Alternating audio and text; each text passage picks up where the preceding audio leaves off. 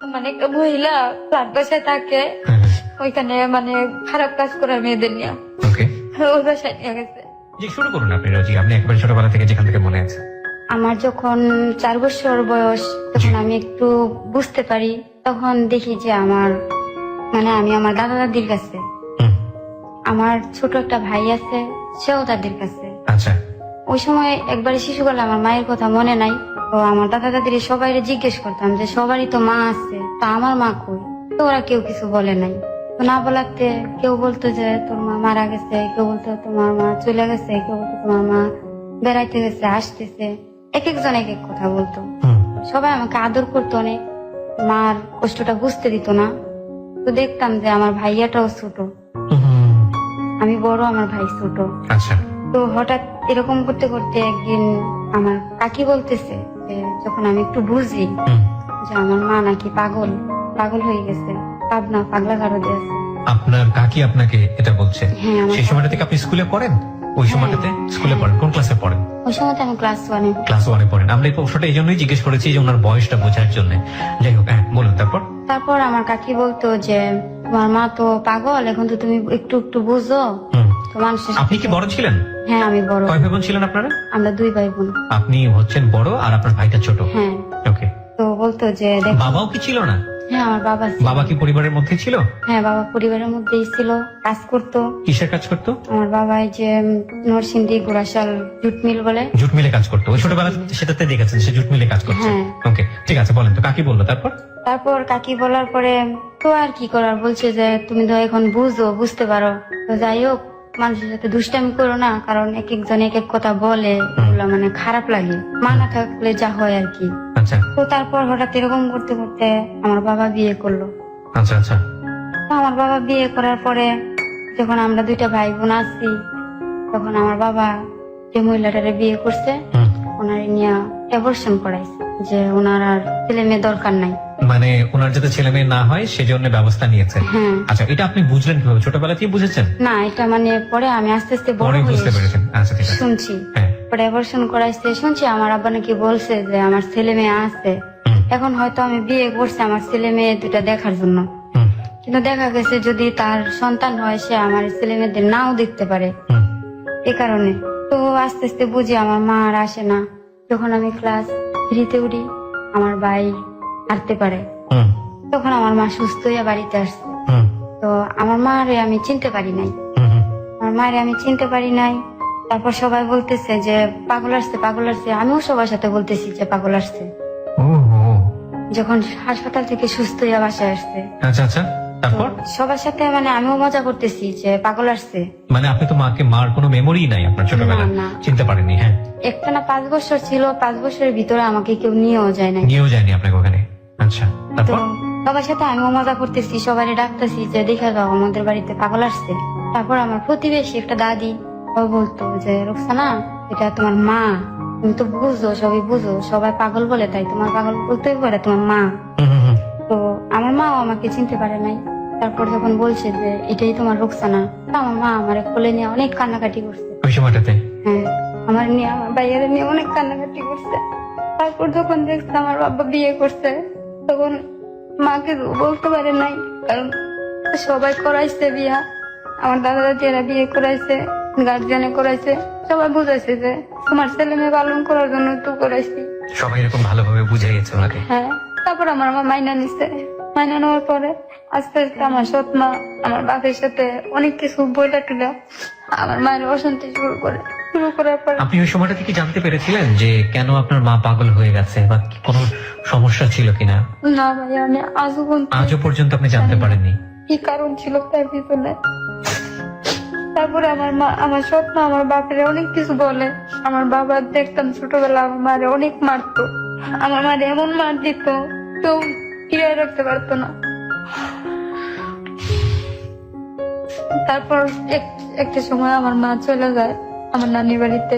আমার নানির বাড়িতে চলে যায়, আমার নানা নাই, তখন নাকি আমার বয়স 21 দিন, তখন নাকি আমার নানা মারা গেছে। হুম, তো আমার কোনো মামা নাই, অনেক বড়, আমার একটা মামা সবার ছোট, হুম, হুম, হুম। আর আমার মা খালা সবাই মিলে 3টা বোন। তো তাদের সমস্যা ওইখানে কি করে না, আবার কিছুদিন থেকে আবার আমাদের বাড়িতে আসে। আবার হয়তো এক সপ্তাহ ভালো থাকলে এক সপ্তাহ পর থেকে আবার শুরু অশান্তি। এরকম করতে করতে বিরক্তর পর আমার মা বলছে যে চলে যাবো, আমাকে ভাই বোনকে নিয়ে যাবো। নেওয়ার জন্য অনেক চেষ্টা করছে, অনেক কি করছে যে আমি রাস্তায় রাস্তায় ভিক্ষা করবো, মানুষের দাঁড়ে দাঁড়াই করবো, আমার সন্তান আমি দেব না। আপনাদেরকে নিয়ে চলে গিয়েছিল? না, আমাদের দেয় নাই। আমাদের নেওয়ার জন্য আমার মা অনেক মানুষের হাতে পায়ে ধরছে, অনেকের কাছে গেছে, কিন্তু আমার দাদা দাদি আমার আব্বা দেয় নাই। আমাদের বলছে যে এরা দিব না, এ নিয়ে অনেক কিছু করছে। তারপর যতবার আমার মা আসছে আমাদের নেওয়ার জন্য ততবারই আমার মায়ের মায়েরা দিচ্ছে। আপনার বাবা মারতো? হ্যাঁ, মায়েরা দিত। দেখা গেছে যাইতাম ছাগল চড়াইতে যাইতাম, ছাগলের ঘাস কাটতে যাইতাম, চকের মধ্যে হঠাৎ আমার মা আসতো, তো ওইখান থেকে আমাদের নিয়ে চলে যেত। আচ্ছা আচ্ছা। মানে বাড়িতে না বললা চুরি করে। তো যাদের সাথে যাইতাম শুধু তাদের বলতাম যে কই যে আমরা মার সাথে চলে গেছি। সৎ মা অত্যাচার করতো? সৎ মা কি খাবার দাবার ঠিক মতো দিত? না, আমরা সৎমার কাছে সাথে খাই নাই। আমার দাদা দাদি আছে, চাচা আছে, তাদের সাথে খাইতাম। আমার আব্বা আমার সৎমা খাইতো। আলাদা আলাদা? হ্যাঁ, তো আমাদের ভাই বোনের খরচটা আমার বাবা দিত। আচ্ছা আচ্ছা। হঠাৎ আমার সৎমা আমাদের সাথে অনেক খারাপ ব্যবহার করে। তো একটা পর্যায়ে আমার অনেক মারছে আমার সৎমা। আমার আব্বা বাড়িতে নাই, আমি কারো কাছে বলি নাই মারছে।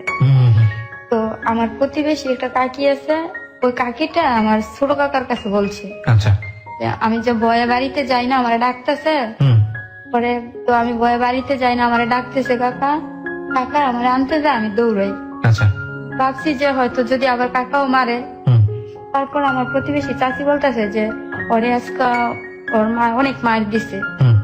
এই কথা শুনে আমার কাকা গিয়া কারো কাছে কোনো কিছু না জিজ্ঞেস করে আমার সৎমারে গিয়ে মারছে। টাকা দিয়ে, মানে তার তো ভাবি হয় এক অর্থে। হ্যাঁ হ্যাঁ, ভাবির গায়ে হাত তুলেছে? তারপর? হ্যাঁ, মানে মারছে যে ওই অপরাধ করছে, ভালো কথা আমাদের কাছে কই তো, আর এমন কি অপরাধ করছে যে এমনের মার দিছে।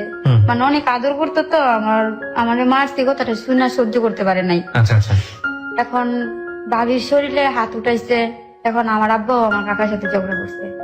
এখানে আমার কোনো নাই। তো এক পর্যায়ে অনেক মারামারি করে আমার সৎ মারে আর আমার বাপের বাড়ি থেকে বের করে দেয় সবাই মিলে? হ্যাঁ, বের করে দেয়, আমাদের সাথে দেয় না। তারপর টঙ্গিতে এসে আমার আব্বা থাকে আমার সৎ মারে নিয়ে। তো থাকে সবাই, যাই হোক আমার বাপের বাড়ি ছাড়ছে, বিয়ে করছে, কিন্তু আমাদের ভাই বোনকে ছাড়ে নাই। আমাদের ভাই বোনদের প্রতি মাসে মাসে টাকা দিত, খাবার দিত, যখন যা লাগতো দিয়ে আসতো। আচ্ছা আচ্ছা। যখন আমি 3 বছর ব্রাক স্কুলে পড়ছি, তো যখন প্রাইমারি স্কুলে গিয়ে ভর্তি হয়েছি ক্লাস 4-এ, তখন আমার আব্বা শুইনা আইসা আমাদের গ্রামের বাজারে দোকান বাকি করে দিত, আপনি ওখান থেকে নিয়ে খেতে পারেন। হ্যাঁ, যে ওরা ভাই বোন যা চায় দিন, যে মাস শেষে আমি টাকা দিব। আচ্ছা আচ্ছা। তো ভাইয়া এমন করে আমার একটা ফুফুস আছে। বাবার সঙ্গে থাকতে পারতেন তো, থাকেনি কেন? বাবাকে দিত না? না, আমার দাদা দাদি চাচারা দেয় নাই। তারপর আমার একটা ফুফু আছে, আমার ফুফুটা অনেক খারাপ। আমার ফুফুটা আমি বাড়ি থেকে ডিভোর্স করে চলে আসে। আমি যখন ক্লাস 4-এ উঠি তখন থেকে আমাদের বাড়িতে থাকে। আচ্ছা। তো আমি ক্লাস 4-এ উঠার সময় প্রথমে তো আমার কাকারা সবাই অবিবাহিত ছিল। তো আমার 2টা কাকা বিয়ে করে। আচ্ছা। তো 2টা কাকা বিয়ে করে, আমার 2টা কাকি আসে, সবাই বলে যে আমাকে ভাই বোনের কথা, যে তাদের জন্য কোনো অযত্ন না হয়। তো যতদিন তাদের বাচ্চা কাচ্চা ছেলে মেয়ে হয় নাই ততদিন আমাদের অনেকই করছে। যখন তাদের সংসার হয়েছে তখন থেকে দূরত্বটা বাইরে গেছে। তো আমার ফুপুটা যখন বাড়িতে চলে আসছে তখন আমার আব্বা প্রতি মাসে আমাদের চাউলের বস্তা পাঠাইতো, বাজারে টাকা দিত, করতো। তো দেখা গেছে কি চাউলের বস্তা আমার দাদি তো বুড়া মানুষ পাক করতে পারতো না, আমার বুবু চলে আসছে, আমার বুবু করে, আমার বুবু চুরি করে করে মানুষের কাছে বিক্রি করে দিত, মানে ওর নিজেরই করতো, আয় করতো। তা আমরা বুঝতাম না। দেখা গেছে খাওয়ার সময় মানে আমাদের যে খাবার দিত পেট ভরতো না। একটা সময় আমরা ভাই বোন মানে ভাত পাইছি, তরকারি পাইছি, যাই পাইছি চুরি করে নিয়ে খাইছি। মানে নিজের দাদির বাড়িতে এই ফুপু আসার পরে ফুপু দিত, ফুপুর দায়িত্বে চলে গিয়েছে। হ্যাঁ হ্যাঁ। আচ্ছা, এর আগে কে দিত? এর আগে আমার দাদি ছিল। আচ্ছা, তো ওই সময়টাতে খাবার দাবার শর্ট পড়তো? হ্যাঁ, চুরি করে খেতে হতো। আমার ফুপু আসার পর থেকে আমরা চুরি করে খাইতাম। আচ্ছা, কারণ মানে পেট ভরতো না? না। দেখা গেছে যেদিন আমার আব্বা বাড়িতে আসতো, আমার আব্বা বাড়িতে আসলে মানে সবার বাজার টাজার করলে, রান্না বান্না করলে সবাই একসাথে নিয়ে বসে খাইতো। তো যদি বলছে অনেক সময় মানে আব্বা গেলে গা ফুপু মারতো, ওই ভয়ে আব্বার কাছে বলি নাই। আচ্ছা। যে থাক, কারণ জানি যে যদি সৎমার কাছে গেলে সৎমা মারে, থাক তার চেয়ে ভালো বাড়িতেই মার খাই, হুম, ওই ভয়ে বলি নাই। তো আমার আস্তে আস্তে প্রাইমারি স্কুল শেষ করে হাই স্কুলে ঢুকছি, ক্লাস 6 উঠলাম। হুম, আমার লেখাপড়া খরচ যা আছে সব আমার আব্বাই দেয়, আচ্ছা আমার চাচারাও দেয়। আচ্ছা, আর আমার সবার ছোট কাকা যেটা, ওইটা তখনও বিয়ে করে নাই। ওকে, আমার স্কুলের বই খাতা, স্কুল ড্রেস, মানে যাবতীয় লাগতো খরচ আমার কাকাটা কাজ করতো, কাজ করি না মানে আমার কাকার কাজের টাকাটা সম্পূর্ণ আমার পিছনে খরচ করতো। হুম, তো আমার আব্বার কাছে তেমন চাইতাম না। তো এরকম করতে করতে ভাইয়া দেখা গেছে যে আমার আব্বা তো সব দিয়ে পারে না, কারণ আমাদের ভাই বোনের করতে গেলে আমার আব্বার আরো 4-5 জন মানুষের খাবার সহায় দিতে হয়। কেন? মানে আমাকে ভাই বোনরে পালে দেখে বললাম না যে আমার কাকারা বিয়ে করার পরে একটু দূরত্ব বেড়ে গেছে, বউ বয়সের পরে, হ্যাঁ, হ্যাঁ, মানে আমার দাদা দাদির কেউ খাবার দিব না। মানে দিলে আপনাদেরকে খাওয়াবে, হ্যাঁ, এই কারণে। This is very much true. একটা গ্রামীণ যৌথ পরিবারে যেটা হয়, বিশেষ করে দাদি যিনি থাকেন, তার যদি 4-5টা ছেলে থাকে, সবার মধ্যে এক ধরনের অদৃশ্য কম্পিটিশন কাজ করে, ইন এ ব্যাড সেন্স, যে আজকে দুপুরের খাবারটা আমরা দিব না, অমুকে দিবে, অমুকে দিব না, তমুকে দেবে। আমি ঠিক জানি না একবার প্রত্যন্ত অঞ্চলের গ্রামের মানুষ যারা আছে তারা এটা শুনছেন কিনা, শুনলে হয়তো আমার সাথে একমত পোষণ করবেন। একটা জিনিস চিন্তা করে দেখুন তো, যে মা কিংবা যে বাবা কষ্ট করে আপনাদেরকে বড় করলো, যারা 5 ভাই বোন বা 3-4 ভাই বোন আছেন, একটা মাত্র দুপুরের খাবার কিংবা সকালের খাবার কিংবা রাতের খাবার এই পরিবার দিবে না ওই পরিবার দিবে, ছোট ভাই দিবে না বড় ভাই দিবে, আবার দিলে সে নিজে খাবে না অন্য কাউকে খাওয়াবে, কতটা নিচু মনের হলে, কতটা মানে অমানুষ হলে একটা ছেলে বা একটা সন্তান বা একটা মেয়ের মধ্যে এই ধরনের চিন্তা আসতে পারে বাবা মাকে নিয়ে। আরে বাবা, আপনি সেবা করার সুযোগ পেয়েছেন, বাবা মা জীবিত আছে, মানে আপনি তো সবার আগে গিয়ে বলবেন যে আজকের খাবার আমি দিব, মানে খুবই লজ্জাজনক। আর সেখানে ওই যে নাতিপুতি থাকলে তো আরো সবার মধ্যে এক ধরনের সন্দেহ তৈরি হয় যে না, একটা ভালো খাবার দিব, এটা তো সে নিজে খাবে না, সেটা তো নাতিপুতিরে খাওয়াবে, সুতরাং দিয়ে কি হবে, দিব না। এগুলো কিন্তু আমি যেটা বলছি একেবারে রিয়েল কাহিনী। হ্যাঁ, ওকে, বলুন তারপর। এই জনের 3-4 জনকে ম্যানেজ করে বেশি বেশি করে দিতে হতো। হ্যাঁ, এখন আমার দাদা দাদি, তারপর আমার ফুফু চলে আসছে বাড়িতে, ফুফুর খাবার আমাদের। তো আমার আব্বা টঙ্গিতে থাকতো, ওরা যা ইনকাম করতো এখানে বাসা ভাড়া দিত, আমাদের দিত। হুম, তো মানে আমার আব্বাও একবারে হয়ে গেছে। হুম, তো একটা পর্যায়ে এরকম করতে করতে যখন কেউ খাবার দেয় না, যে খাবার দিলেই নাকি আমাদের ভাই বোনদের খাওয়াইলাম, আমাদের আদর করে, হুম, বিশেষ করে আমার চাচাদের যখন বাচ্চা হয়েছে তখন থেকে হিংসাটা আর একটু বেড়ে গেছে, যে সব আমাদের করে, ওদের ছোট ছোট বাচ্চা কুলে নেয় না, করে না। আচ্ছা, মানে এখনো নাকি, হিংসাটা আরো বাড়লো আগের থেকে। হ্যাঁ, যে আমি বড় হয়ে গেছি, তারপরেও নাকি এখনো যদি পারে তে আমার কুলে নিয়ে হাঁটবো, হুম, এরকম ধরনের অনেক কিছু বলতো। তো আমার দাদি কথা বলতো না, আচ্ছা, কারণ কথা বললে ঝগড়া, কথা বলতো না। আচ্ছা, আমার মায়ের তো আর কোনো খবরই নাই। হুম, নানি বাড়িতে যে শেষ একবার মাই খাইছে, আমাদের ভাই বোনকে একবার চুরিও, আমি পিছনে একটা কথা ফালাই আসছি, জি বলুন। যে আমাদের ভাই বোনকে আমার মা একবার চুরি করে নিয়ে আসছে। হুম, তো আমার দাদি অনেক মানুষ টানুষ নিয়ে, আমাদের এলাকার মেম্বার টেম্বার নিয়ে পরে আমাদেরকে আনছে। তো এই যে সিচুয়েশন গুলো আপনি দেখতেন, মা একবার টানাহেসরা করছে, বাবা নিজের কাছে নেই, দাদির বাড়িতে মানুষজন ভালো চোখে দেখে আবার দেখে না, কেমন লাগতো ছোটবেলায়? এই প্রশ্নটা আমি একেবারে বেকুবের মতোই করলাম। একটা শিশুর মনে তখন কেমন লাগতে পারে, যারা এই ভুক্তভোগী হয়েছেন তারাই কেবল বুঝতে পারবেন। তারপরে ওর মুখ থেকে আমরা একটু শুনতে চাই। ভাইয়া যখন সবার কাছ থেকে এরকমই করতো, তখন কারোর কাছে বলতেও পারতাম না, নিজে সহ্য করতে পারতাম না। তো দেখা গেছে অনেক দূরে যে বৈশা হয়তো কিছুক্ষণ কাঁদতাম আর বলতাম যে আল্লাহ, আমাদের ভাগ্যে তুমি এই লেখছিলা, যে আজকে আমার মা বাবা থাইকেও নাই। এক্স্যাক্টলি, বাপ মা থেকেও এতিম। তো অনেক দূরে থেকে বসে বসে কান্দা মনটা হালকা করে বাড়িতে আসতাম। ক্লাস 6 এর ঘটনা আপনি বলতেছিলেন, বলেন ক্লাস 6 এর পর থেকে শুনি। তারপর ক্লাস 6 উঠার পরে, যখন ক্লাস 6 উঠার পরে, ওই সময় পুরা খরচই আমার কাকা দিছে, ছোটটা। জি, ছোট কাকা দেওয়ার পরে আমি যখন ক্লাস 7 উঠি, তখন আমার কাকা বিয়ে করছে। আচ্ছা, তো আমার কাকা বিয়ে করছে, বিয়ে করার পরেও যে দেখা গেছে যে আমার কাকি একটা জিনিস লাগবে, হুম, আমার কাকি বলছে, তো আমি যদি বলছি যে কাকা আমার এই জিনিসটা নাই, তো দেখা গেছে কাকার কাছে 10টা টাকাই আছে, কিন্তু কাকিরও দিতে হইব, জিনিসটা না দিলে না হইব। হুম, কিন্তু আমি যদি বলতাম তো ওই জিনিসটা না দিয়ে আমারে দিত। আচ্ছা, আচ্ছা, তো এটা দেখা আমার কাকি মানে অনেক আজে বাজে কথা বলতো। হুম, হুম। তো আজে বাজে কথা বললে আমার কাকি অনেক মারতো আমার কাকা। ওহো, প্রথম দিকে এটা। হ্যাঁ, আচ্ছা। মারতো। মারলে দেখা গেছে যে মারার পরে কিছুদিন কাকি আবার আমাদের সাথে ভালো করে। আচ্ছা, কিছু ই করে না।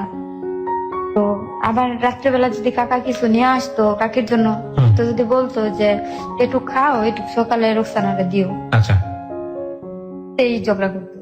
মানে আপনাদেরকে সহ্য করতে পারতো না আর কি। না আচ্ছা, তখন কি কাকার বাচ্চা কাচ্চা কিছু হয়েছে? না না, তখন বাচ্চা কাচ্চা ছিল বাচ্চা না? কাচ্চা হয় নাই। আচ্ছা, তো এরকম করতো। তো কাকার কাছে আমি ভয়ে একবার যদি বলতাম তো আবার বলতাম না। যে ও মারামারি করবে।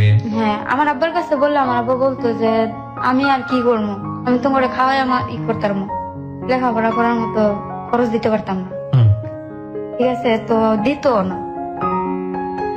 তো দেখা গেছে যদি আমার একটা খাতা শেষ হইতো, তখন দেখছি যে আর পারতেছি না, হুম, তখন যে কাকারে বলতাম কাকা আমার খাতা নেই। নয়তো যে স্কুলে যাওয়ার সময় যদি 2 টাকা 3 টাকা দিত হুম, কাকা কি দাদা, ওই টাকাটা আমি রাইখা দিতাম। হুম, রাইখা দিয়া একটা কলম শেষ হইতো, ওই সময় একটা কলম 3 টাকা ছিল, হুম, হুম, হুম। একটা কলম শেষ হইতো, আমি একটা কলম নিয়ে আসতাম, যে তাও কিনা খাতা বানাইতাম। সবাই এমনি খাতা কিনে আনতো, হুম, আমি দিস্তা তাও কিনা খাতা বানাইতাম। ওকে।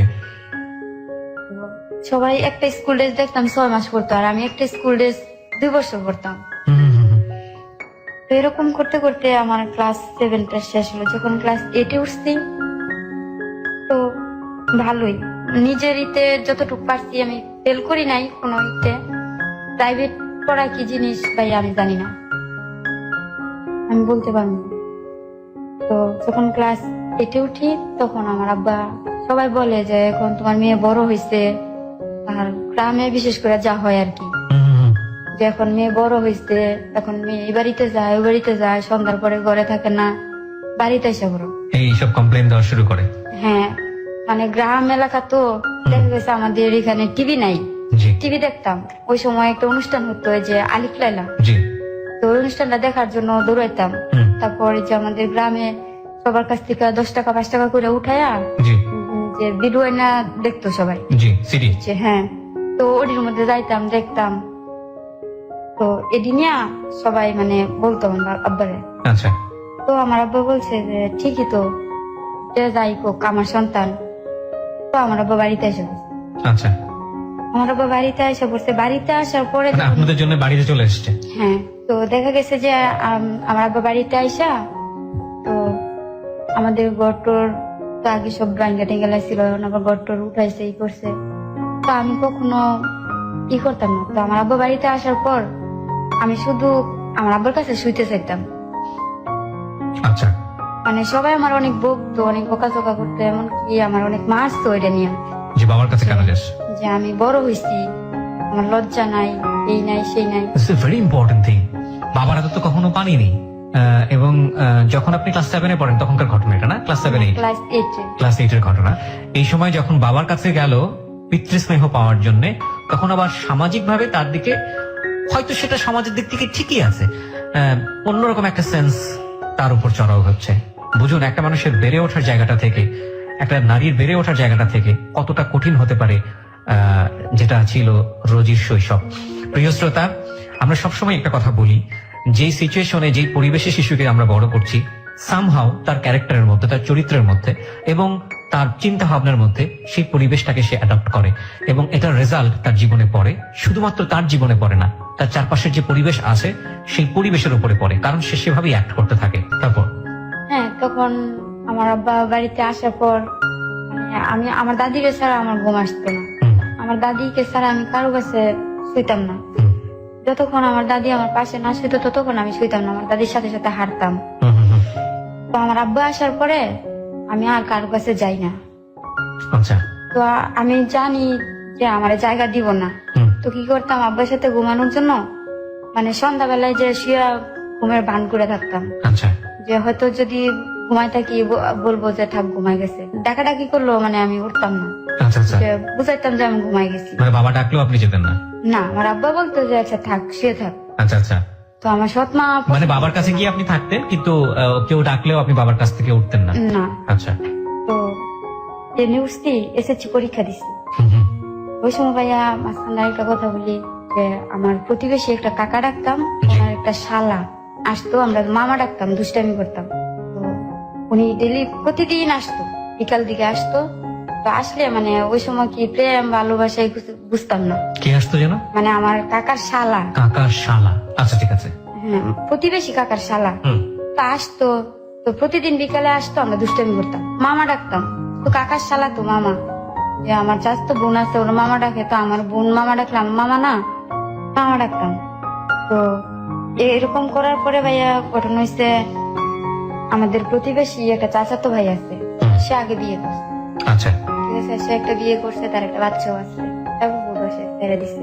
তো বউটা ছেড়ে দেওয়ার পরে দেখতাম আমার দাদার সাথে আসতো আমাদের বাড়িতে, তো হুম। আমরা দুষ্টামি করতাম। তো হঠাৎ আমার বিয়ের প্রস্তাব দেয়। ওই ছেলে প্রস্তাব দেয় হ্যাঁ, দাদার কাছে? না আমার দাদার কাছে সরাসরি দেয় না, অন্য একজন দিয়ে আমার দাদার কাছে। ওনার কি ছেলে মেয়ে ছিল? হ্যাঁ ছেলে মেয়ে থাকা অবস্থায় ছেড়ে দিয়েছে, ওই অবস্থায় আপনাকে বিয়ের প্রস্তাব দেয়? হ্যাঁ হ্যাঁ। আচ্ছা। তো বিয়ে প্রস্তাব দেওয়ার পরে মানে জানে যে মানে ওটা সেও মানে এই বিয়েটা নিজের ইচ্ছাতে করে নাই, হুম। পরে নিয়ে আটকায় বিয়েটা করানো হয়েছে, আচ্ছা। সে কারণে মানে সে ই করতে পারে নাই। ওকে। তারপরে আমার দাদা একদিন দুদিন তিন দিন ই করতে করতে, তো সে প্রতিদিন কথাটা যখন অন্য কারো দিয়ে বলাইছে, বলানোর পরে হুম। সে প্রতিদিন আমার দাদার কাছে এসে বসে থাকতো। আমি যখন এই কথাটা শুনছি, শোনার পর থেকে যদি দেখতাম ওরে, হুম। যতক্ষণ দেখতাম যে হ্যাঁ আমাদের বাড়িতে আছে, ততক্ষণ আমি বাড়িতে আসতাম না। মানে পছন্দ করতেন না? না ওই সময়টাতে কাউকে কি নিজের মন থেকে ভালো লাগতো? না না। ভালো লাগতো না। আচ্ছা। ক্লাস, আপনি এসএসসি পরীক্ষার পরের কথা বলছেন এটা? হ্যাঁ, হ্যাঁ। আচ্ছা ওকে। তো সারাক্ষণ স্কুল নাই কিছু নাই, সারাক্ষণ ঘুরতাম, খেলতাম, খাইতাম। তো যতক্ষণ দেখতাম হ্যাঁ আসতো, হুম। ততক্ষণ আমি বাড়িতে আসতাম না। সেই আমাদের বাড়ির পিছনে একটা অনেক বড় একটা বন আছে, ওই বনের মধ্যে যাই সবাই মিলা এই যে দাঁড়িয়ে খেলতাম। হুম। সন্ধ্যার পরে বাড়িতে আসতাম। তারপর আমার দাদা আমার কয় যে হ্যাঁ, পড়াতে পড়াতে আমার দাদারে ফালাই দেয়, আমার দাদারও দাদিরও। তো হ্যাঁ রাজি হয়ে যায়, রাজি হইয়া আমারে কয়, তা আমি তো এটার মধ্যে কোনো সময় রাজি না। হুম। তো এর মাঝখান দিয়ে আমার সৎ মা ওটাই কি যে আমি এর সাথে প্রেম করছি, আমি এর সাথে প্রেম করছি, কারণ হ্যাঁ আমার বিয়ে করতে না পারলে হ্যাঁ ফাঁসি দিয়ে মরে যাবো, বিষ খাইবো, কারণ আমি বিয়ে করবো নাকে, রাজি নাকে। মানে যে ছেলেটা এসে এরকম করছে, আপনাদের বাড়িতে কাজ করে দিচ্ছে, সেই ছেলের সঙ্গে এই ধরনের কথা বলে হ্যাঁ আপনার সৎ আমার মা? সৎ মা, আচ্ছা।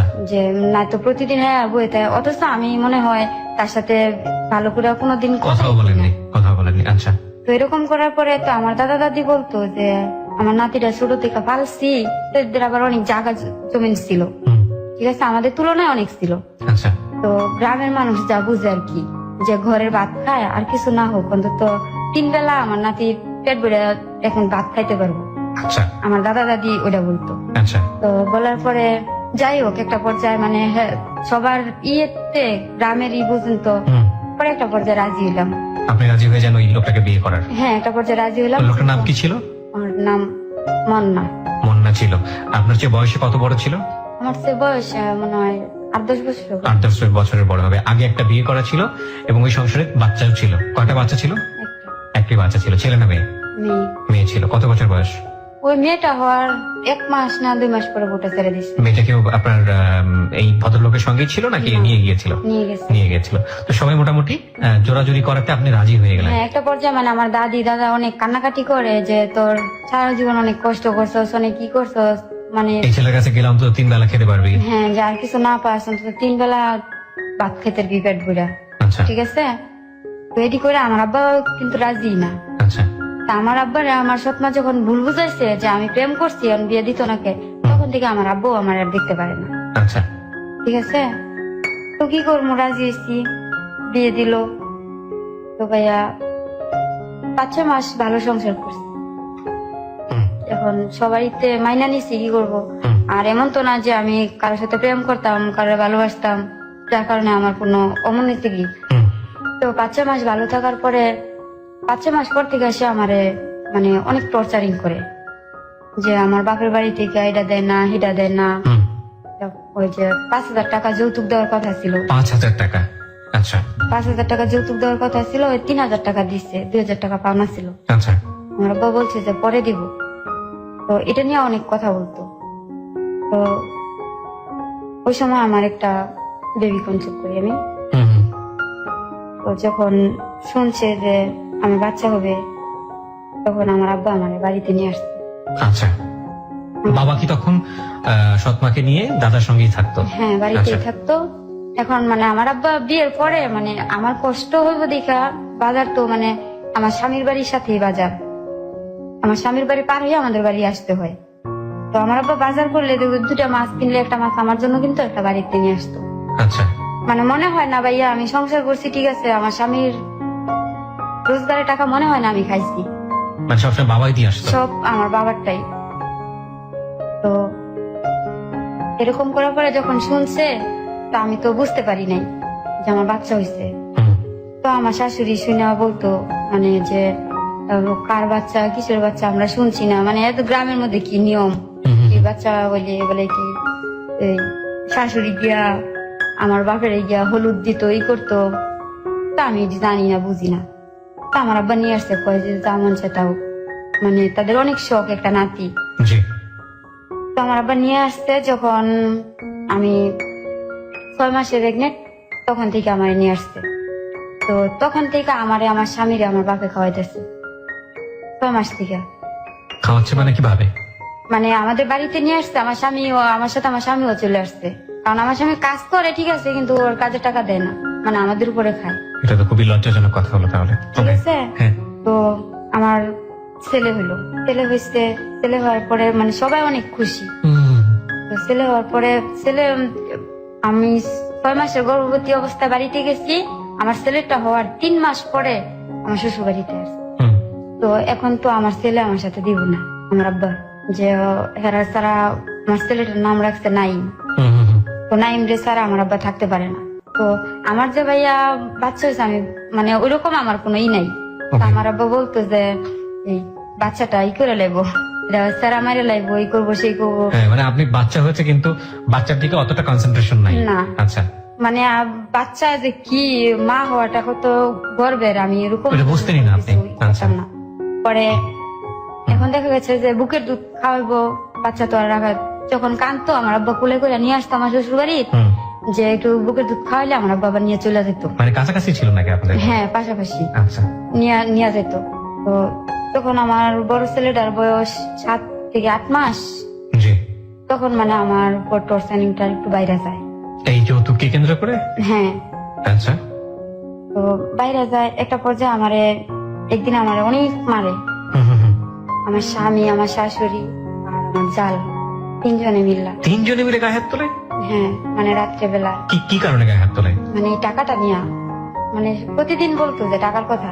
তো দেখা গেছে পরে সহ্য করতে না পারে আমি বলছি যে আপনারা যে 2000 টাকা পান না, 2000 টাকা কি আপনারা দিয়ে আসছিলেন? হুম, আর এ পর্যন্ত যে আমার বাপে যে খাওয়াইতেছে ই করতেছে, হিরা দেন না, 2000 টাকাই দেন, হুম, দিত না, শুধু এটাই বলছি। হুম, তো আমি নাকি আমার শাশুড়ির সাথে খারাপ ব্যবহার করছি, এটা নিয়ে আমার শাশুড়ি এরা ঝগড়া করতেছে, তা ভাইয়া আমারে বকতেছে ই করতেছে, মানে আমিও কথা কাটাকাটি করতেছি। এমন সব আমার স্বামী শুনছে করে। তো এত আগে থেকে আমার শাশুড়ির কথা শুনে, আমার শাশুড়ি যা বলে তাই। কি কাজ করতো উনি? রিক্সা চালায়। আচ্ছা, তো পয়সার রোজগার তো খারাপ থাকার কথা না। না, মানে ইনকাম করতো কিন্তু আমারে অশান্তি করতো, কষ্ট দিত। আচ্ছা, তো দেখা গেছে যে কষ্ট দেওয়ার পরে আমারে আমার বাড়ির যাইতে দিত না, আমার বাপের বাড়িতে। হুম, তো আমার আব্বা মানুষের কাছে শুনে যে আমার এই অশান্তি, মানে রাগ করে আমার আব্বা আসে না। তো আমার আব্বা করতো কি, এই যে ছোট ছোট ছেলে মেয়েরা লাকড়ি পাতার টুকরো কুড়াইতে যায় আমার বাড়ির দিকে, তো ওদের পাতার খাসার ভিতরে বাড়ির মধ্যে ভাত তরকারি মানে পাতার ভিতরে করে দিয়ে দেয়। তো এটি দেখলে তো আমার শাশুড়ি আরো ঝগড়া করতো। আমি করতাম কি, আমার প্রতিবেশী একটা জালের ঘরে যাইয়া এটি খাইতাম, খাইয়া আবার মানে এগুলা পাকঘর রাই খাইতাম। আচ্ছা, আমার জালের মাইয়া আইনা দিত, ওই ঘরে বইয়া খাইতাম, ওই ঘরে আবার রাই খাইতাম। আচ্ছা, আচ্ছা, তো এরকম করতে করতে তো ওই দিন ভাইয়া ছিল বৈশাখ মাস, অনেক ঝড় বৃষ্টি, অনেক তুফান। তো কথা কাটাকাটির মধ্যে আমার মারে, তো এমন মায়ের দিচ্ছে, তো ঝড় বৃষ্টির মধ্যে গ্রাম এলাকায় এমনিতেও কারো করে কেউ যায় না, ঠিক আছে। সন্ধ্যার পরেই কিভাবে জানি কেমন একবারে নীরব হয়ে যায়। পরে ওরা ভাবছে আমি মারা গেছি। ওহো, মারা গেছি ভাইবা, মানে আমাদের এখানে একটা জায়গা আছে ভালো না, মানে ওইখানে দিনের বেলায় মানুষ যাইতে ভয় পায়, ঠিক আছে, মানে অনেক খারাপ জায়গাটা। তো ওটার মধ্যে মানে অনেক বড় একটা গর্ত আছে। আমাদের গ্রামে তো মাটির ঘর, ঠিক আছে, যে মাটি উঠায় ঘর দেয়, তো অনেক বড়, মানে এটার মধ্যে মানুষ নামলে উপরে থেকে দেখা যায় না, নিচে থেকে উপরের মানুষ দেখা যায় না। তো এটার মধ্যে পানি ভর্তি। তো আমি মইরা গেছি ভাইবা, রাত্রে মনে হয় 9:30 10টার দিকে, 8টা 9টার ভিতরে ঝগড়া হয়েছে, আমার মারছে। তো এতটুকুই বলতে পারবো আমি। তারপর যখন আমি অজ্ঞান হয়েছি, তখন হেরা ভাবছে আমি মারা গেছি। এখন তো ওদের বয়ে আমার করছে কি, রাত্রে করে 3 জনে নিয়ে মানে ওই গাতার মধ্যে ফালাই দিয়ে আসছে। আমার বাচ্চা তো আমার বাপের বাড়িতেই থাকে, আমার সাথে থাকে না। তো ফালাই দিয়ে আসছে পরদিন সকাল 10টার দিকে, যে ছোট ছোট ছেলে মেয়েরা লাকড়ি টুকাইতে যায়, ওরা যায় দেখে আমি এখানে পড়ে রয়েছি। তো ওরা মানে বলতেছে যে আমার ছেলের নাম নাইম, তো যে নাইমের মায় না এই এর মধ্যে পানির মধ্যে গিয়া শুয়ে রয়েছে, ভূতে ধরছে।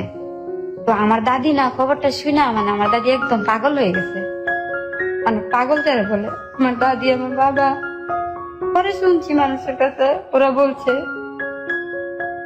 যে ওরা কি করছে, আইসা আমার আনছে আমাদের নরসিংদী হাসপাতালে ভর্তি করছে, সদর হাসপাতালে। 2 দিন পরে আমার জ্ঞান ফিরছে। ওরা এই কাজটা করেছে মূলত যাতে করে আপনি যদি মরে যান তাহলে আপনার উপরে দোষ চাপাতে পারে। হ্যাঁ, বলবে যে আমারে মানে ভূতে ধরছে, এই করছে, মানে ওই জায়গাটা ভালো না। তো তো ওরা ওরা করতেছে কি, ওরা বলছে আমার বাপের যে কালকে রাত্রে নাকি আমি আমাদের বাড়িতে গেছি, যে এই তো কইছে নাইমের অসুখ নাইমে আনতে যায়, আমরা কি জানি। নাইম মানে আপনার ছেলে? হ্যাঁ। তো আমি সুস্থ হওয়ার পরে সব বলি খুললা, বলার পরে আমার আব্বাও কইতাছে যে থাক, যা হয়েছে এই পর্যন্তই শেষ, তোরেও আমি পালমো, সেরাও আমি পালমো। মানে ছেলেটারও পালবে, মানে আপনার ছেলে? আর আমারে দিবে না। হ্যাঁ, আমারও পালবে, আমার ছেলেও পালবে, আমার আর দিবে না। আচ্ছা। তখন মানে ভাই সংসার কি, জীবনটা কি, বাচ্চা কি একটু একটু বুঝি, তো আমার আর দিবে না। তো আমার আব্বা যা বলে আমি তাই করি। তো আমার আব্বা নিয়ে নারী নির্যাতন একটা মামলা করে ওই সময়টাতে? হ্যাঁ, আমাদের নরসিংদী আচ্ছা জজ কোর্টে।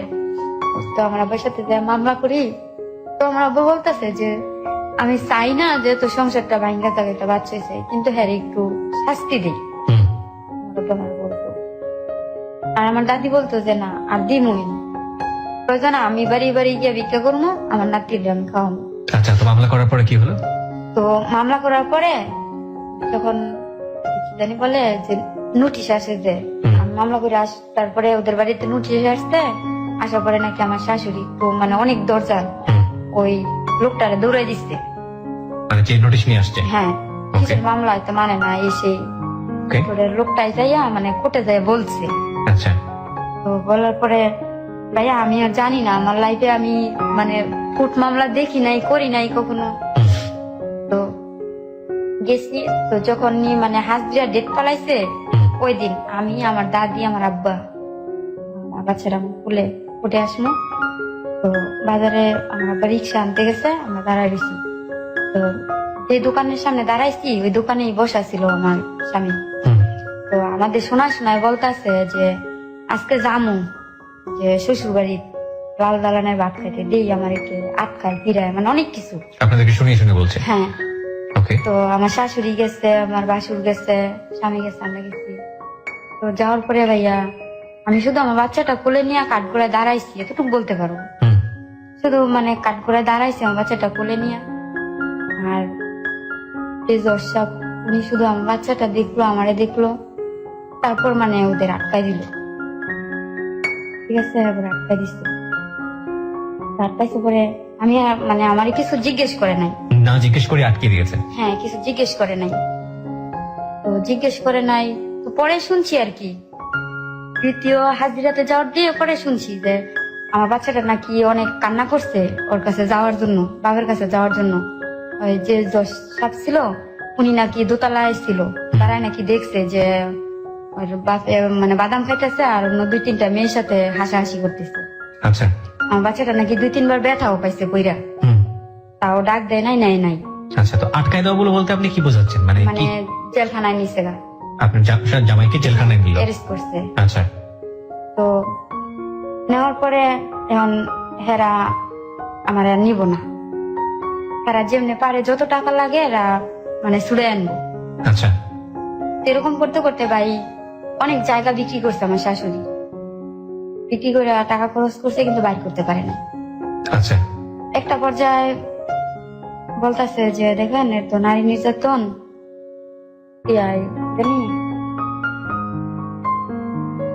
কি জানি মা ও শিশু মামলা না কি জানি মামলা। আচ্ছা আচ্ছা ঠিক আছে, হ্যাঁ মামলার নাম না বললেও চলবে। হ্যাঁ, তো ওর বউ ছাড়া এই মামলাটা দাবি হইতো না, মানে আপনি গিয়ে যদি ছাড়াই নিয়ে আসেন তাহলে ছাড়াতে পারবেন, ওরা ছাড়তে পারবে না। নাতে পারবো না। আচ্ছা, তো আমার আব্বা বলছে যে ঠিক আছে পরে বার করে আনবো, কারণ আমার মায়ের নামে কও যে কতটুকু জায়গা লিখে দিত। আমার আব্বা বলতেছে হুম, কারণ এরা জায়গা লিখে দিব না, অথচ আমার আব্বা যতটুকু জায়গার কথা বলছে হুম, তার সাথে মানে 3 ডাবল জায়গা ওরা বিক্রি করছে। আচ্ছা, তো যখন এক পর্যায়ে পারে না তখন আমার বাচ্চারা অনেক কান্দে, বাপের জন্য অনেক কান্নাকাটি করে। হুম, তো একদিন জেলখানায় যাই দেখার জন্য, ঠিক আছে, যাওয়ার পরে জেলখানার মধ্যে অনেক কান্নাকাটি করে। আচ্ছা, তো কান্নাকাটি করার পরে আমার মায়া লাগে, তো বাচ্চাটাও কান্দে, হ্যাঁ কান্দে, থাক। মানে জামাইও কান্নাকাটি করছে। হ্যাঁ, তো ভাবছি যে ভাই জীবনে বাপ মা থাকা সত্ত্বেও বাবা মার আদর পাইছি না, আমার মতো কি আমার সন্তানও। তো ওই কথাটা বাড়িতে কারোর কাছে না বললে আমি আমার শাশুড়ির সাথে পড়তে যাই, যাইয়া তো আপোষনামার মধ্যে আমি সিগনেচার করি যে আমরা মীমাংসা হয়ে গেছি, হুম, স্বামী স্ত্রী মিলে গেছি। আমি সাইন করে দেওয়ার পরে মানে ওরা জামিন দেওয়া দেয়। হুম, হুম, হুম। যে কথাটা আমার বাপে শোনার পরে মানে আমার বাপে আরো অনেক রাগ, কেন তুমি করলা এটা? হ্যাঁ, যে তোরে মাইরা ফালাই দিছে, হ্যারে জাস্ট একটু শাস্তি দেওয়ার জন্য করছি, তোরে তো কইছি না যে একবারে দিতাম না। হুম, অনেক রাগ। হ্যাঁ, জেলখানাতে আসার 1 সপ্তাহ পরে আমার মামা শ্বশুর আইসা আমাদের নিচ্ছে, আচ্ছা, নেওয়ার পরে ও জেলখানাতে বের হওয়ার 2 মাস পরে আমি আবার প্রেগনেন্ট। মানে কনসিভ করেন আবার? হ্যাঁ, জেলে ছিল কতদিন? 3 মাস। 3 মাসের মতো জেলে ছিল। আচ্ছা, তারপর তো জেল থেকে আসার 2 মাস পরে আমি আবার ই হই। কনসিভ করেন? হ্যাঁ, তখন আমার বাপের বাড়ি, আমার বড় ছেলে তো বাপের সাথেই থাকে, দেয় না, হুম, ওর টেনশন করি না। হুম, তো দেখা গেছে একটা উসিলা পাইছে আমি নাকি ই করবো। তারপরে আসার 2 মাস পরে আমি আবার দ্বিতীয় বাচ্চা ই করি, করার পর দেখা গেছে আমার মানে আমি আমার সংসারটা গুছাইতে চাইতেছি, জি, কারণ সে একটা সূত্র ধরছে আমার জন্য, জমি বিক্রি করছে, এই করছে সেই করছে, মানে ওরা যে ই করছে আমি যে বলতাম মানে মাঝে মধ্যে ভয় দেখাইতাম যে আমি কিন্তু মামলা উঠাই নাই, জি, আমার অশান্তি করলে মারলে আবার যাম। তো এরা যে মানে একবারে আপোষনামা দিয়ে দিচ্ছে ওইটা আর আমি জানতাম না, ঠিক আছে, মানে একবারে করে মামলাটা উঠাই নিয়ে আসছি। হুম। আপনি কি মামলা একবারে তুলে নিয়ে আসছিলেন? মানে আমি জানতাম না, ওরা বলতো যে জামিন নামা, কিন্তু আলটিমেটলি আপনি সাইন টাইন করে একেবারে মামলাটা তুলে দিয়েছেন, যাতে আর মামলা নাই। মানে ওরা ওরা ওই কাজটা করেছে, ওরা করছে, কিন্তু আপনি আমার ভাবে সাইন বলছে করে যে দিয়েছেন। জামিন নামা তুমি সই দিলে তোমার মামলা থাকবো, তুমি খালি খালি কোনো রকম জামিনই জামিন। বাইর করে নিবা। আচ্ছা আচ্ছা, মাসে কিন্তু মাসে। আলটিমেটলি মামলাটা উইথড্র করে নিয়েছেন আপনি। হ্যাঁ, ওকে, সেটা আপনি বুঝতে পারেননি, আপনাকে কারসাজি করে আপনার কাছ থেকে তুলে হ্যাঁ, নিয়েছে। হ্যাঁ। ঠিক আছে, তারপর? তো তারপরে ওই আমার আবার অশান্তি করে, তো বারবার তো আর মামলা করা সম্ভব না, হুম, কারণ নিজের কাছে একটা ই লাগে। তখন আর মানে বাবার কাছে যাই মানে কারো কাছে আর বলতেও পারি না যে আমার এরকম করে। হুম, তারপরে হ্যাঁ কাজ করে না, একদিন আচ্ছা। কাজে গেলে 2 দিন কাজে যায় না, 2 দিন গেলে 3 দিন কাজে যায় না, Okay. বাজার টাজার আনে না, মানে অনেক কষ্ট। ওকে, আমি মানুষের বাড়িতে কাজ করি, কাজ করে যাই করি। হুম, তো আমাদের এলাকায় নতুন একটা ফ্যাক্টরি তৈরি হচ্ছে, তা আমি ফ্যাক্টরিতে চাকরি নিই। আচ্ছা, ফ্যাক্টরিতে চাকরি নেওয়ার পরে কিসের চাকরিটা? যে স্পিনিং মিল, স্পিনিং মিল, মানে গার্মেন্টস এর চাকরি? হ্যাঁ চাকরি নেই ভাইয়া, বেতন মাত্র, কাজ তো আমি আগে কোথাও কাজ করি নাই, হুম। 970 টাকা বেতন। ওই কনসিভ করার অবস্থাতেই? হ্যাঁ, আচ্ছা, তো মানে ওই সময় বুঝি নাই যে আমি কি করছি, তারপর যখন বুঝতে পারছি তখন কি করবো, এটা নিয়েই আমি কাজ করি, হুম, ঠিক আছে। তো এটা নষ্ট করার জন্য অনেক কি করছি, 2 দিন হাসপাতালেও গেছি, যাওয়ার পরে মানে যতদিনই বলছি যে আমি এটা রাখবো না, হুম, হুম, ততবারই মানে আমার বড় ছেলেটা অনেক অসুস্থ হয়ে যায়, আচ্ছা আচ্ছা, ঠিক আছে। তারপরে বাদ দিছি যে থাক, তা আছে ভাগ্যে, আর করবো না, একটার জন্য আমি 2টা হারামো, পরে আর করি নাই। তো মানে এদিকটা ওই করছে কি যে এটা ওর না, এই বাচ্চাটা তার না, মানে আপনার জামাই মনু না কি যেন নাম ছিল? মন না। মুন্না, মুন্না আপনার সেকেন্ড বেবিটা অস্বীকার করছে যখন বেবিটা পেটে। হ্যাঁ, আচ্ছা। এই বাচ্চাটা তার না, আমার শাশুড়িও বলে, তাইও বলে যে বাচ্চাটা তার না, মানে স্বীকারই করে না, আমার অনেক টর্চারিং করে। কমপ্লেক্সিটিটা কোথায় গিয়ে দাঁড়িয়েছে প্রিয় শ্রোতা, একবার চিন্তা করে দেখুন। তারপর? তারপর মানে ওরা বলতেছে যে আমি জেলখানায় ছিলাম, বাচ্চাটা আমগোনা এই সেই ওরা কোনো কোডের কোনো ইগো মানে উকিল টুকিলের হ্যাগোর সাথে ই করে যাইয়া আমার জেল কাটাইছে, অনেক বাজে মন্তব্য করতেছে। আচ্ছা। তো আমিও বলতাম, তর্ক করতাম যে ঠিক আছে তাহলে হিসাব করো, আপনারা সবাই হিসাব করেন, দেখেন দেখেন আমার বেবিটা আসলে তার কিনা হিসাব করে। যে দেখেন ওই কতদিন জেলখানায় ছিল আর জেলখানাতে বেরোনোর কতদিন পরে আমার বেবিটা হয়েছে, আপনারা ই করেন করে এটা নিয়ে অনেকদিন তর্ক বিতর্ক চলতো। তারপর মাঝখান দিয়ে কই থাক, ওরা যখন স্বীকার করে যে এটা হ্যাগো না, এই কারণে আমি আর বেবিটা নষ্ট করবো না, ঠিক আছে। মানে আপনি জেদ চেপে গেল আপনার হ্যাঁ, প্রতি, হ্যাঁ। যে ওরা যখন বলতেছে যে এটা অন্য লোকের মানুষের, ঠিক আছে আমি আর এটা নষ্ট করবো না। ওকে। তা আমি আমার বেবিটা রাইখা দিলাম, আমার বেবিটা নিয়েই আমি কাজ করি। তো যেদিন নিয়ে আমার বেবিটা হইব জি। ওই দিনও আমি কাজ করে সারা এসিড ডিউটি করে সকাল 6টা বাজে ডিউটিতে গেছি, 2টায় আসছি। 2টা বাজে ডিউটিতে আইসা রান্না বান্না করে গটর গুছায়া মানে রাত্র এসব নামাজের দিকে যায় আমার বেবিটা হয়। ওকে ওকে। এটা কি মানে আপনার স্বামীর বাসাতেই হয় নাকি? হ্যাঁ, Okay. মানে আমার দাদি ওরা বলছিল আমার আব্বা তো আর আমার সাথে তেমন কথা বলে না এই ব্যাপারে, রাগ কইরা এমনি সবই দেয় আমারে, কিন্তু আমার সাথে বেশি কথা বলে না। ওকে। আমার খোঁজ খবর সবই রাখে। তো ওরা আমার বাড়ি থেকে আমার দাদি রে করে সবাই বলছে আমার বাড়িতে নেওয়ার জন্য।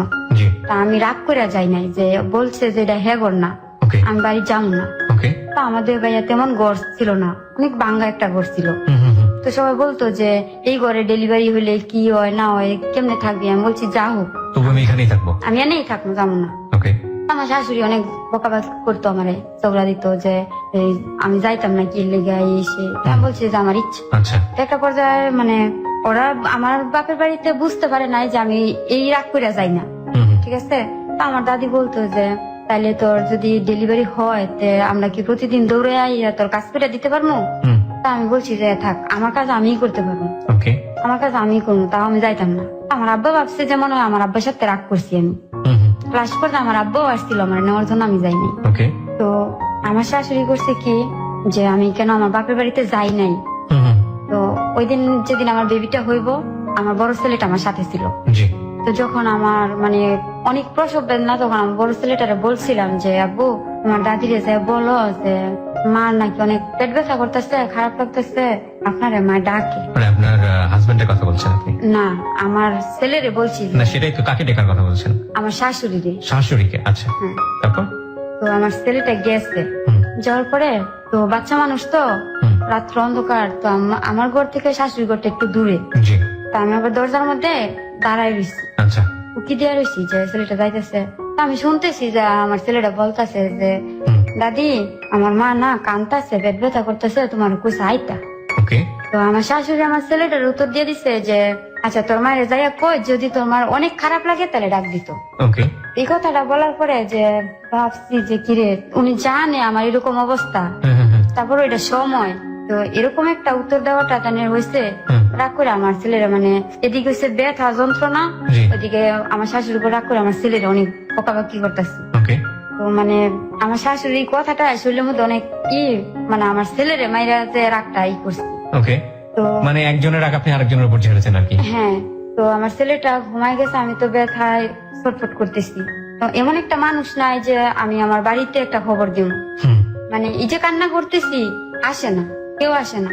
তো না আসাতে হঠাৎ আল্লাহর অসীম রহমত, মনে করেন আমার বাচ্চাটা খালি করেই হইল, ঘরে কেউ না, আমি একাই। তো এখন তো আর আমি কিছু করতে পারি না। পরে আমার জালের একটা নাতি আছে, ও যাইতে দিছিল আমার দরজার সামনে দিয়া। পরে ওরে ডাইকে আমি বলছি যে মানে আমার জেডাই রে যে আমার দেবরের নাম কালু, তো আমি খুশি যে কালুর মারে গিয়া কবি যে নাইমের মা ডাহে। পরে বলার পরে আমার জেডারি দূরে আসছে, আইসা মানে আমারে বকতাছে যে তোমার এই অবস্থা, তুমি আমার একটা খবর দিতা, আমার একটা ডাক দিতা। পরে মানে তানের কইলাম আর কি, এমনি তানের অনেক মায়া, মানে ঝগড়া করে সময় অনেক করবো, কিন্তু কারোর বিপদের সময় উনি আর করে না। পরে যা করার উনি সব করছে। তারপরে আমার শাশুড়ি আসছে, পরে মানে বাচ্চাটা সব দোয়া মুসা টুসা করছে, পরে আমার শাশুড়ি আসছে। আসার পরে মানে আমার শাশুড়ি, আমি আর কথা কথা বলি নাই, কেন আসছে ভালো কথা, কি হয়েছে আমার শাশুড়ি বলতেছে যে সেরা হয়েছে। আমার শাশুড়ি দেখছে গেছে, চলে গেছে। হ্যাঁ, চলে যাওয়ার পরে তো আমার ওর বাকে আসছে বাজার থেকে। আসার পরে এখন দেখছে, কারণ আমার বাড়িতে যে খবর করছে, তো আমার বাড়ি থেকে সবাই আসছে দূরে রাত্রে। আসার পরে এখন আমার শাশুড়ি ঝগড়া করতেছে মিষ্টি খাওয়াইতো আমার বাপের। আচ্ছা তো আমার বাপের যে কথাটা মনে রাখবো আমি জানতাম না। আমি ভাবছিলাম যে রাগটা মনে হয় আমার ভিতরেই আছে, যে বলছে বাচ্চাটা হেগর না। তা আমার আব্বা তো ঝগড়া করছে যে আপনার নাতি হইতো তাইলে আপনাদের মিষ্টি খাওয়াইতাম, এটা তো মানুষের। মানে এটা আসলে ওই ওনাদেরকে ঠ্যাস দেয়া কথা যেটাকে বলে, মানে হ্যাঁ, হ্যাঁ। এক ধরনের ইয়ে করেন হ্যাঁ, শিক্ষা মানে দেওয়ার জন্য। আমি ভাবছিলাম যে মনে হয় রাগটা আমার ভিতরেই আছে, আমার আব্বা যে রাগটা মনে রাখছে বুঝতে পারি না। আচ্ছা। তো আমার শাশুড়ি আমার আব্বার সাথে ঝগড়া করছে মিষ্টি ছাড়া কে আইছে, হুম, নাতি হয়েছে মিষ্টি নিয়ে আইছে না কে। হুম, তা আমার আব্বা আমার শাশুড়ি বলছে যে আপনার নাতি হইতো তাহলে মিষ্টি নিয়ে আইতাম, হুম। এটা তো মানুষের, এই জায়গায় কই মিষ্টি খাওয়াবো। আমি তো আরো আসছি যে না আপনারা আমার মাইয়ারই আমার গলায় ঝুলাই দেন, ওকে। তো এইখানে আবার মিষ্টি কোথায়, ফিরে নিয়ে চলে গেছে। তা আমার শাশুড়ি আমার বাবার সাথে ঝগড়া করছে। তো ঝগড়া করছে পরে এক পর্যায়ে আমার বাবা বলছে কয় কে আপনি নিজেই তো স্বীকার কইছেন আমার মায়ের মারছেন, অশান্তি করছেন, হুম। কম করছেন মায়ের ঘুরতে, এখনো তো স্বীকার করেন না। আচ্ছা। তো এই পর্যায়ে গেল, যাওয়ার পরে বাচ্চাটা আস্তে আস্তে বড় হইলো, ওর নাম রাখা হইলো নাদিম। হুম, তো আমি আবার কাজ করি, আমি চাকরিটা ছাড়ি নাই।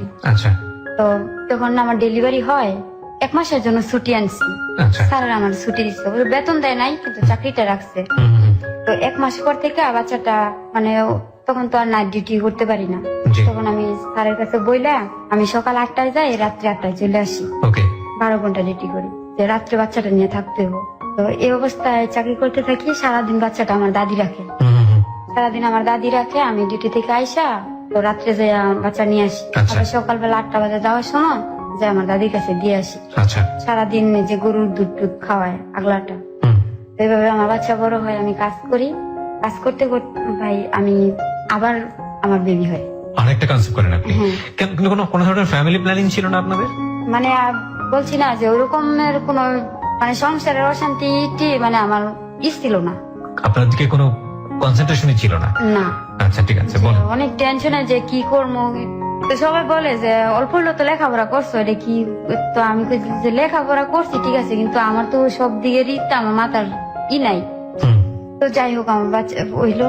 3 নম্বর বাচ্চাটা হলো? হ্যাঁ, আমার 3 নম্বর বাচ্চাটা হয়েছে, 3 নম্বরটা ছেলে। আচ্ছা, 3টা ছেলে? হ্যাঁ, 3টা ছেলে।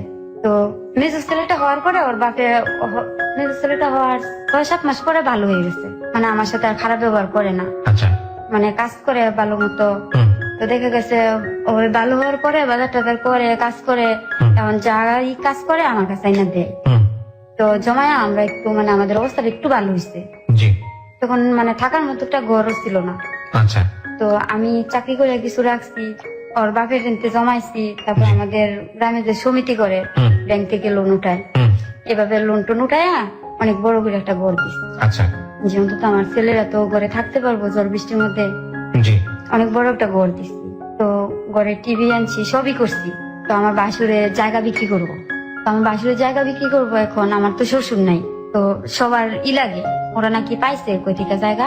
জি। তো আমার যারা 4 ভাই, তো 4 ভাইয়া 25,000 করে টাকা পাইছে। আচ্ছা। তো 25,000 করে টাকা পাওয়ার পরে ওর বাপের আমি বলছি যে দেখো এই টাকাটা দিয়া হয়তো আমরা একটা ক্ষেত রাখি, মানে আমাদের যেটা হাজার রাখে গ্রামে, জি। যে একটা ক্ষেতের উপরে দিয়া তুই না তোর নকটা কাজ করি। আচ্ছা।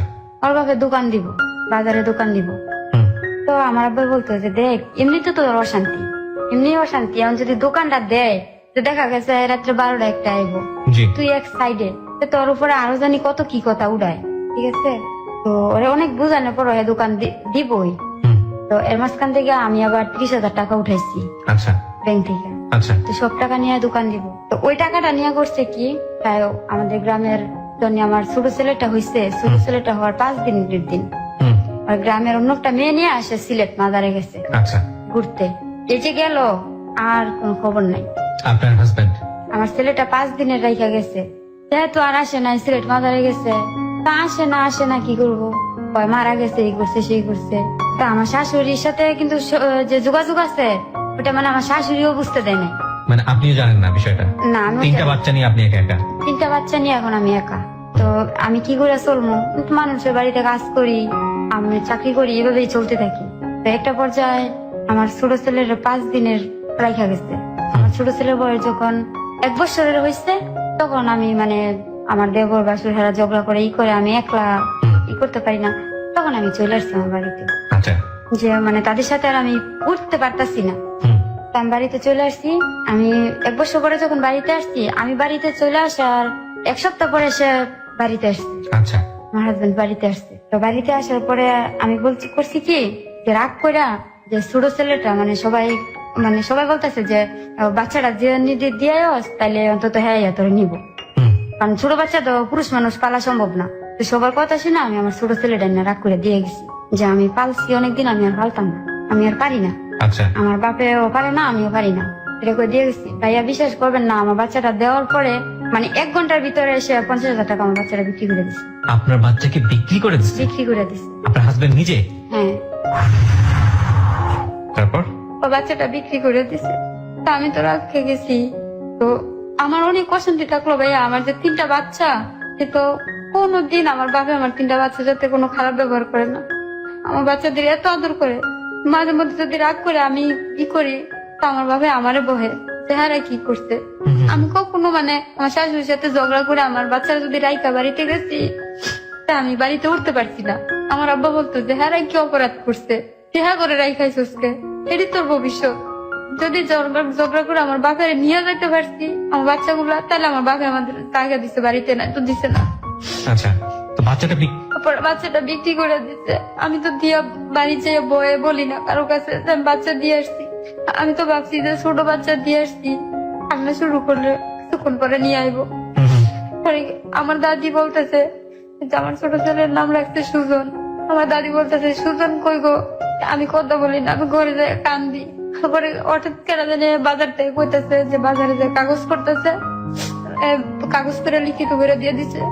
ওরে করতেছে কয় রুকসানার ছোট ছেলেরা দেখছি এই জামাই কাজে জানি কাগজ করে দিয়ে লাইতেছে, 50,000 টাকা লইছে।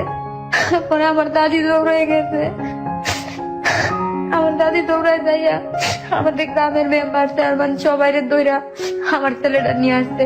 তারপর মেম্বার চেয়ারম্যান হ্যাঁ জিজ্ঞাসা করে কয় তা আমারে দিয়ে গেছে, আমি কি করবো, আমি ফালতার মু ছোট বাচ্চা আমি ফালমু, এই বলে নিত না। তারপর আমার বাচ্চাটা নিয়ে আসছে, আসার পরে আমি 3টা বাচ্চা নিয়ে আমার বাপের বাড়িতে তাই কাজ করি। কিন্তু আমার সৎমার অত্যাচার এত বাড়ে যা বলার মতো না। তো আমার বাচ্চারা একটু বড় হয়, দুষ্টামি করে, মানুষের সাথে ঝগড়া করে, এর নিয়ে আরো অনেক অশান্তি। আমার ছোট ছোট চাচার তো ভাই আছে, তাদের সাথে ঝগড়া করে। তো আমি তো বাড়িতে থাকি না, আমার দাদি আমার বাচ্চা কোলে নিয়ে হাঁটে। আমার দাদিরে আমার ছেলেরা মা ডাকে, এখনো আছে আমার দাদি। আমার ছোট ছেলেটা জানে আমার দাদি ওর মা। তো আমার বাচ্চা কোলে নিয়ে হাঁটে, আমার দাদিরা আমার কাকিরা খাবার দেন না, আমার সাঁজেরা খাবার দেন না। নাতি পালছে যারা জীবন, নাতির ঘরের বুদ্ধি লইয়া পালে, বুড়ির কত তেল হয়েছে, বুড়িটা আরো বিয়া দেব যাবো, মানে অনেক বাজে বাজে কথা বললে। আমার দাদি শুধু কান্দে, কিছু বলতে পারে না। এইসব কিছু দেখা ভাই আমার বাড়িতে ভালো লাগে না, আমি বাড়িতে চলে যাই। বাড়ি থেকে বের হয়ে যান? বাড়ি থেকে বের হয়ে যাই, কারণ আমার জীবনটা এতই এর মধ্যে গেছে, আমি আর লোড নিতে পারতেছি না। কোথায় বের হয়ে গেলেন? বের হয়ে যাই, যে তাদের সাথে চাকরি করতাম, আমি জানি একটা মেয়ের সাথে আমি সব বলতাম আমার কথা। তাই কইতো এক কাজ কর, তোর বাচ্চা দাদি পালে, তো তুই চাকরি কর, এটা কোয়ার্টারে থাক, মিলের ভিতরে কোয়ার্টারে থাক। আমি স্যারের কই তোর ভিতরে একটা কোয়ার্টারের মধ্যে একটা লয়ে দেয়, সিট লয়ে দেয়, কোয়ার্টারে থাকবি, বেতনে টাকা বাড়িতে পাঠাই দিবি, তোর কোয়ার্টারে ভাড়া লাগতো না, তোর খাওয়ার খরচটা টাকাটা বাড়িতে পাঠাই দিবি, আর সপ্তাহে 1 দিন ছুটি আছে যাইয়া যাই দেখাবি। তো এর বুদ্ধিমত্তা ভাই আমি কোয়ার্টারে থাকে কাজ করি। তো কাজ করার পরে আমি যখন পুরা কাজ শিখালাইছি, তখন এই যে আমাদের বাবুরহাট বলে, নরসিংদী বাবুরহাট, মানে বাচ্চা কাছে আপনার দাদির কাছে রেখে এসে আপনি কোয়ার্টারে কাজ শিখলেন? ওকে, কোয়ার্টারের কাছ থেকে কাজ করেন আর কি? হ্যাঁ। তো নরসিংদী বাবুরহাট যে বলে, ওইখানে একটা গার্মেন্টস হয়েছে আমার। তো এখানে আমার বেতন 3,000 টাকা। জি। তো ওইখানে নাকি বেতন 5,000 টাকা, হাজিরা বোনা সবকিছু সব টোটালি খরচ মিলে 6,000 টাকা বেতন। তো মানে অনেকেই চলে যাইতেছে আমার সাথে। তো আমি বলছি যে ঠিক আছে তাহলে আমিও যাবো, আমি এখানে 3,000 টাকা পাই, এখানে 6,000 টাকা। না আমি যদি একটা বাসা ভাড়া থাকি, আমার 1,000 টাকা বাসা ভাড়া লাগবো, তাও তখন 2,000 টাকা থাকে। আমি এখানে যাই চাকরি নেই, তো একটা রুম ভাড়া নেই 500 টাকা, ছোট একটা বারান্দার রুম, জি যে শুধু আমি থাকতে পারি। তো 500 টাকা রুম ভাড়া। ভাইয়া যে বাড়িতে রুম ভাড়াটা নেই, মানে বাড়ির লিটা এত ভালো, আমার মনে হয় যে উনি আমার মা, উনি আমার এত বুঝায়, এতই করে। এখন আমি আসার সময় ওনার ফোন দিছি, তুলে গেলাম আমি চাইতেছি আমার জীবন লাইফ স্টোরি বলার জন্য। উনি আমার এতই করতো, উনি নিজে না খাইয়া খাইয়া আমার খাওয়াইতো। আমি বাজার করতাম না, আমি উনার উপরেই খাইতাম। কইতো যে আমার বাচ্চারই দেখা ওনার মায়া লাগতো, আমার জীবনের কথাগুলো শুই না দেখা ওনারে নিয়ে গেছিলাম আমার বাড়ি। যাওয়ার পরে দেখা এসে সব দেখার পরে কইতো ওনারা মাঝে মধ্যে রুম ভাড়া সহ 1,000 টাকা দিতাম মাসে। এমন করে ওনার বাড়িতে চাকরি করি। তো হঠাৎ করে আমার একটা বান্ধবী একটা ছেলের সাথে প্রেম করছে। তো প্রেম করার পরে বিয়ে করব, তো বিয়ে করব, তো ওর সাথে কোর্টে গেছি। আচ্ছা কোর্টে যাওয়ার পরে যে কোর্টের মুহুরি আছে, ওই একটা মুহুরির সাথে পরিচয় হয়। হঠাৎ উনি দুষ্টামি করে, তখন আমি একটা মোবাইল দিচ্ছি। তো দুষ্টামি করে উনি বলতেছে যে তোমার নাম্বারটা দিয়ে যাও। তা আমি দুষ্টামি করে নাম্বার দিয়ে আসছি। ওইখান নতুন মোবাইল নিচ্ছি, এমনিতেই শুধু নাম্বার উঠাইতাম, ফোন দিতাম, শুধু শুধু বানায় বানায় ফোন দিতাম। তো ভাবতাম যে ফোনে কথা বলে জানি কেমন লাগে। তো দিয়ে আসছি, উনি কথা বলতো, আমি কথা বলতাম, উনি কোর্টের মুহুরি। তো একটা পর্যায়ে মানে তানের সাথে আমার ভালো একটা সম্পর্ক হয়। তো আমার সবকিছু উনি জানে, আমার লাস্টে সবই জানে। জানার পরে সবকিছু যাই না, উনি আমার সাথে মানে একটা অফার করে সম্পর্ক করার। তো উনি কি বিবাহিত ছিল? হ্যাঁ, উনি বিবাহিত ছিল, উনি আপনার সবকিছু জেনেছে এবং এটা খুব স্বাভাবিক। আপনার সম্পর্কে বুঝতে পেরেছে যে আপনার একটা সাংসারিক দুর্বলতা আছে, এটা খুব সহজেই বোঝা যায়। তারপরে উনি অফার করে। অফার বলতে কি, প্রেমের সম্পর্ক নাকি অন্য কোনো ধরনের অনৈতিক সম্পর্ক? না মানে আমার বিয়ে করব, এরকম একটা কথা বলে। আমার বিয়ে করব। তখন তো আপনার ডিভোর্স হয়নি হাজবেন্ডের সঙ্গে? ডিভোর্স কি হয়েছে? হ্যাঁ, আমি পরে ওর বাবার ডিভোর্স দিয়ে দিচ্ছি, ওর বিয়ে করছে। মানে না না, আপনি যখন এই সম্পর্কের সঙ্গে জড়াচ্ছেন, মানে এই ধরনের যে আপনাকে মুহুরি অফার করেছে, তখন কি আপনি ডিভোর্স? হ্যাঁ, তখন আপনি ডিভোর্স হয়ে গেছেন? হ্যাঁ, যখন আমার বাচ্চাটা বিক্রি করে ফেলছিল তখনই আপনি তখনই divorce ডিভোর্সটা দিয়ে দিয়েছেন। আচ্ছা বলেন তারপর। তারপরে আমি বলছি যে আচ্ছা ঠিক আছে, আপনি তো সবই জানেন। উনি আবার আমাদের বাড়িতে আসা যাওয়া ছিল, আচ্ছা ওনার আব্বা মুহুরি ছিল, আমার আব্বার সাথে পরিচয় ছিল। আচ্ছা। ছোটবেলা যাইতাম, দেখতাম, ওই সময়তে উনি ই করতো। আচ্ছা তা আমি বুঝতাম না, ওই সময় বুঝতাম না। তো যখন ফোন নাম্বারটা দিয়ে আসার পরে উনি বলতো যে এই ছোটবেলা তুই ই করতেছিস, আমার নেদে করে কইতো যে তুই তো আমার পাত্তাই দেস না, ই করিস না, সেই না। তো মানে অনেক কিছু বলার পরে আমি কইতাম ওই ছেলেটার নাম জুয়েল। তো বলতাম যে জুয়েল ভাই, আপনি তো আমার সবই জানেন। আমার যেমন না যে আপনি কিছু জানেন না, আমাদের বাড়ির যা আনায়ন সবই জানেন। পরে কইছে যে সমস্যা কি, তুই চাকরি করবি, তোর খরচ যা আছে আমি দিমু, তুই চাকরি করবি, চাকরি করে তোর চাকরির টাকা তোর ছেলে পালবি।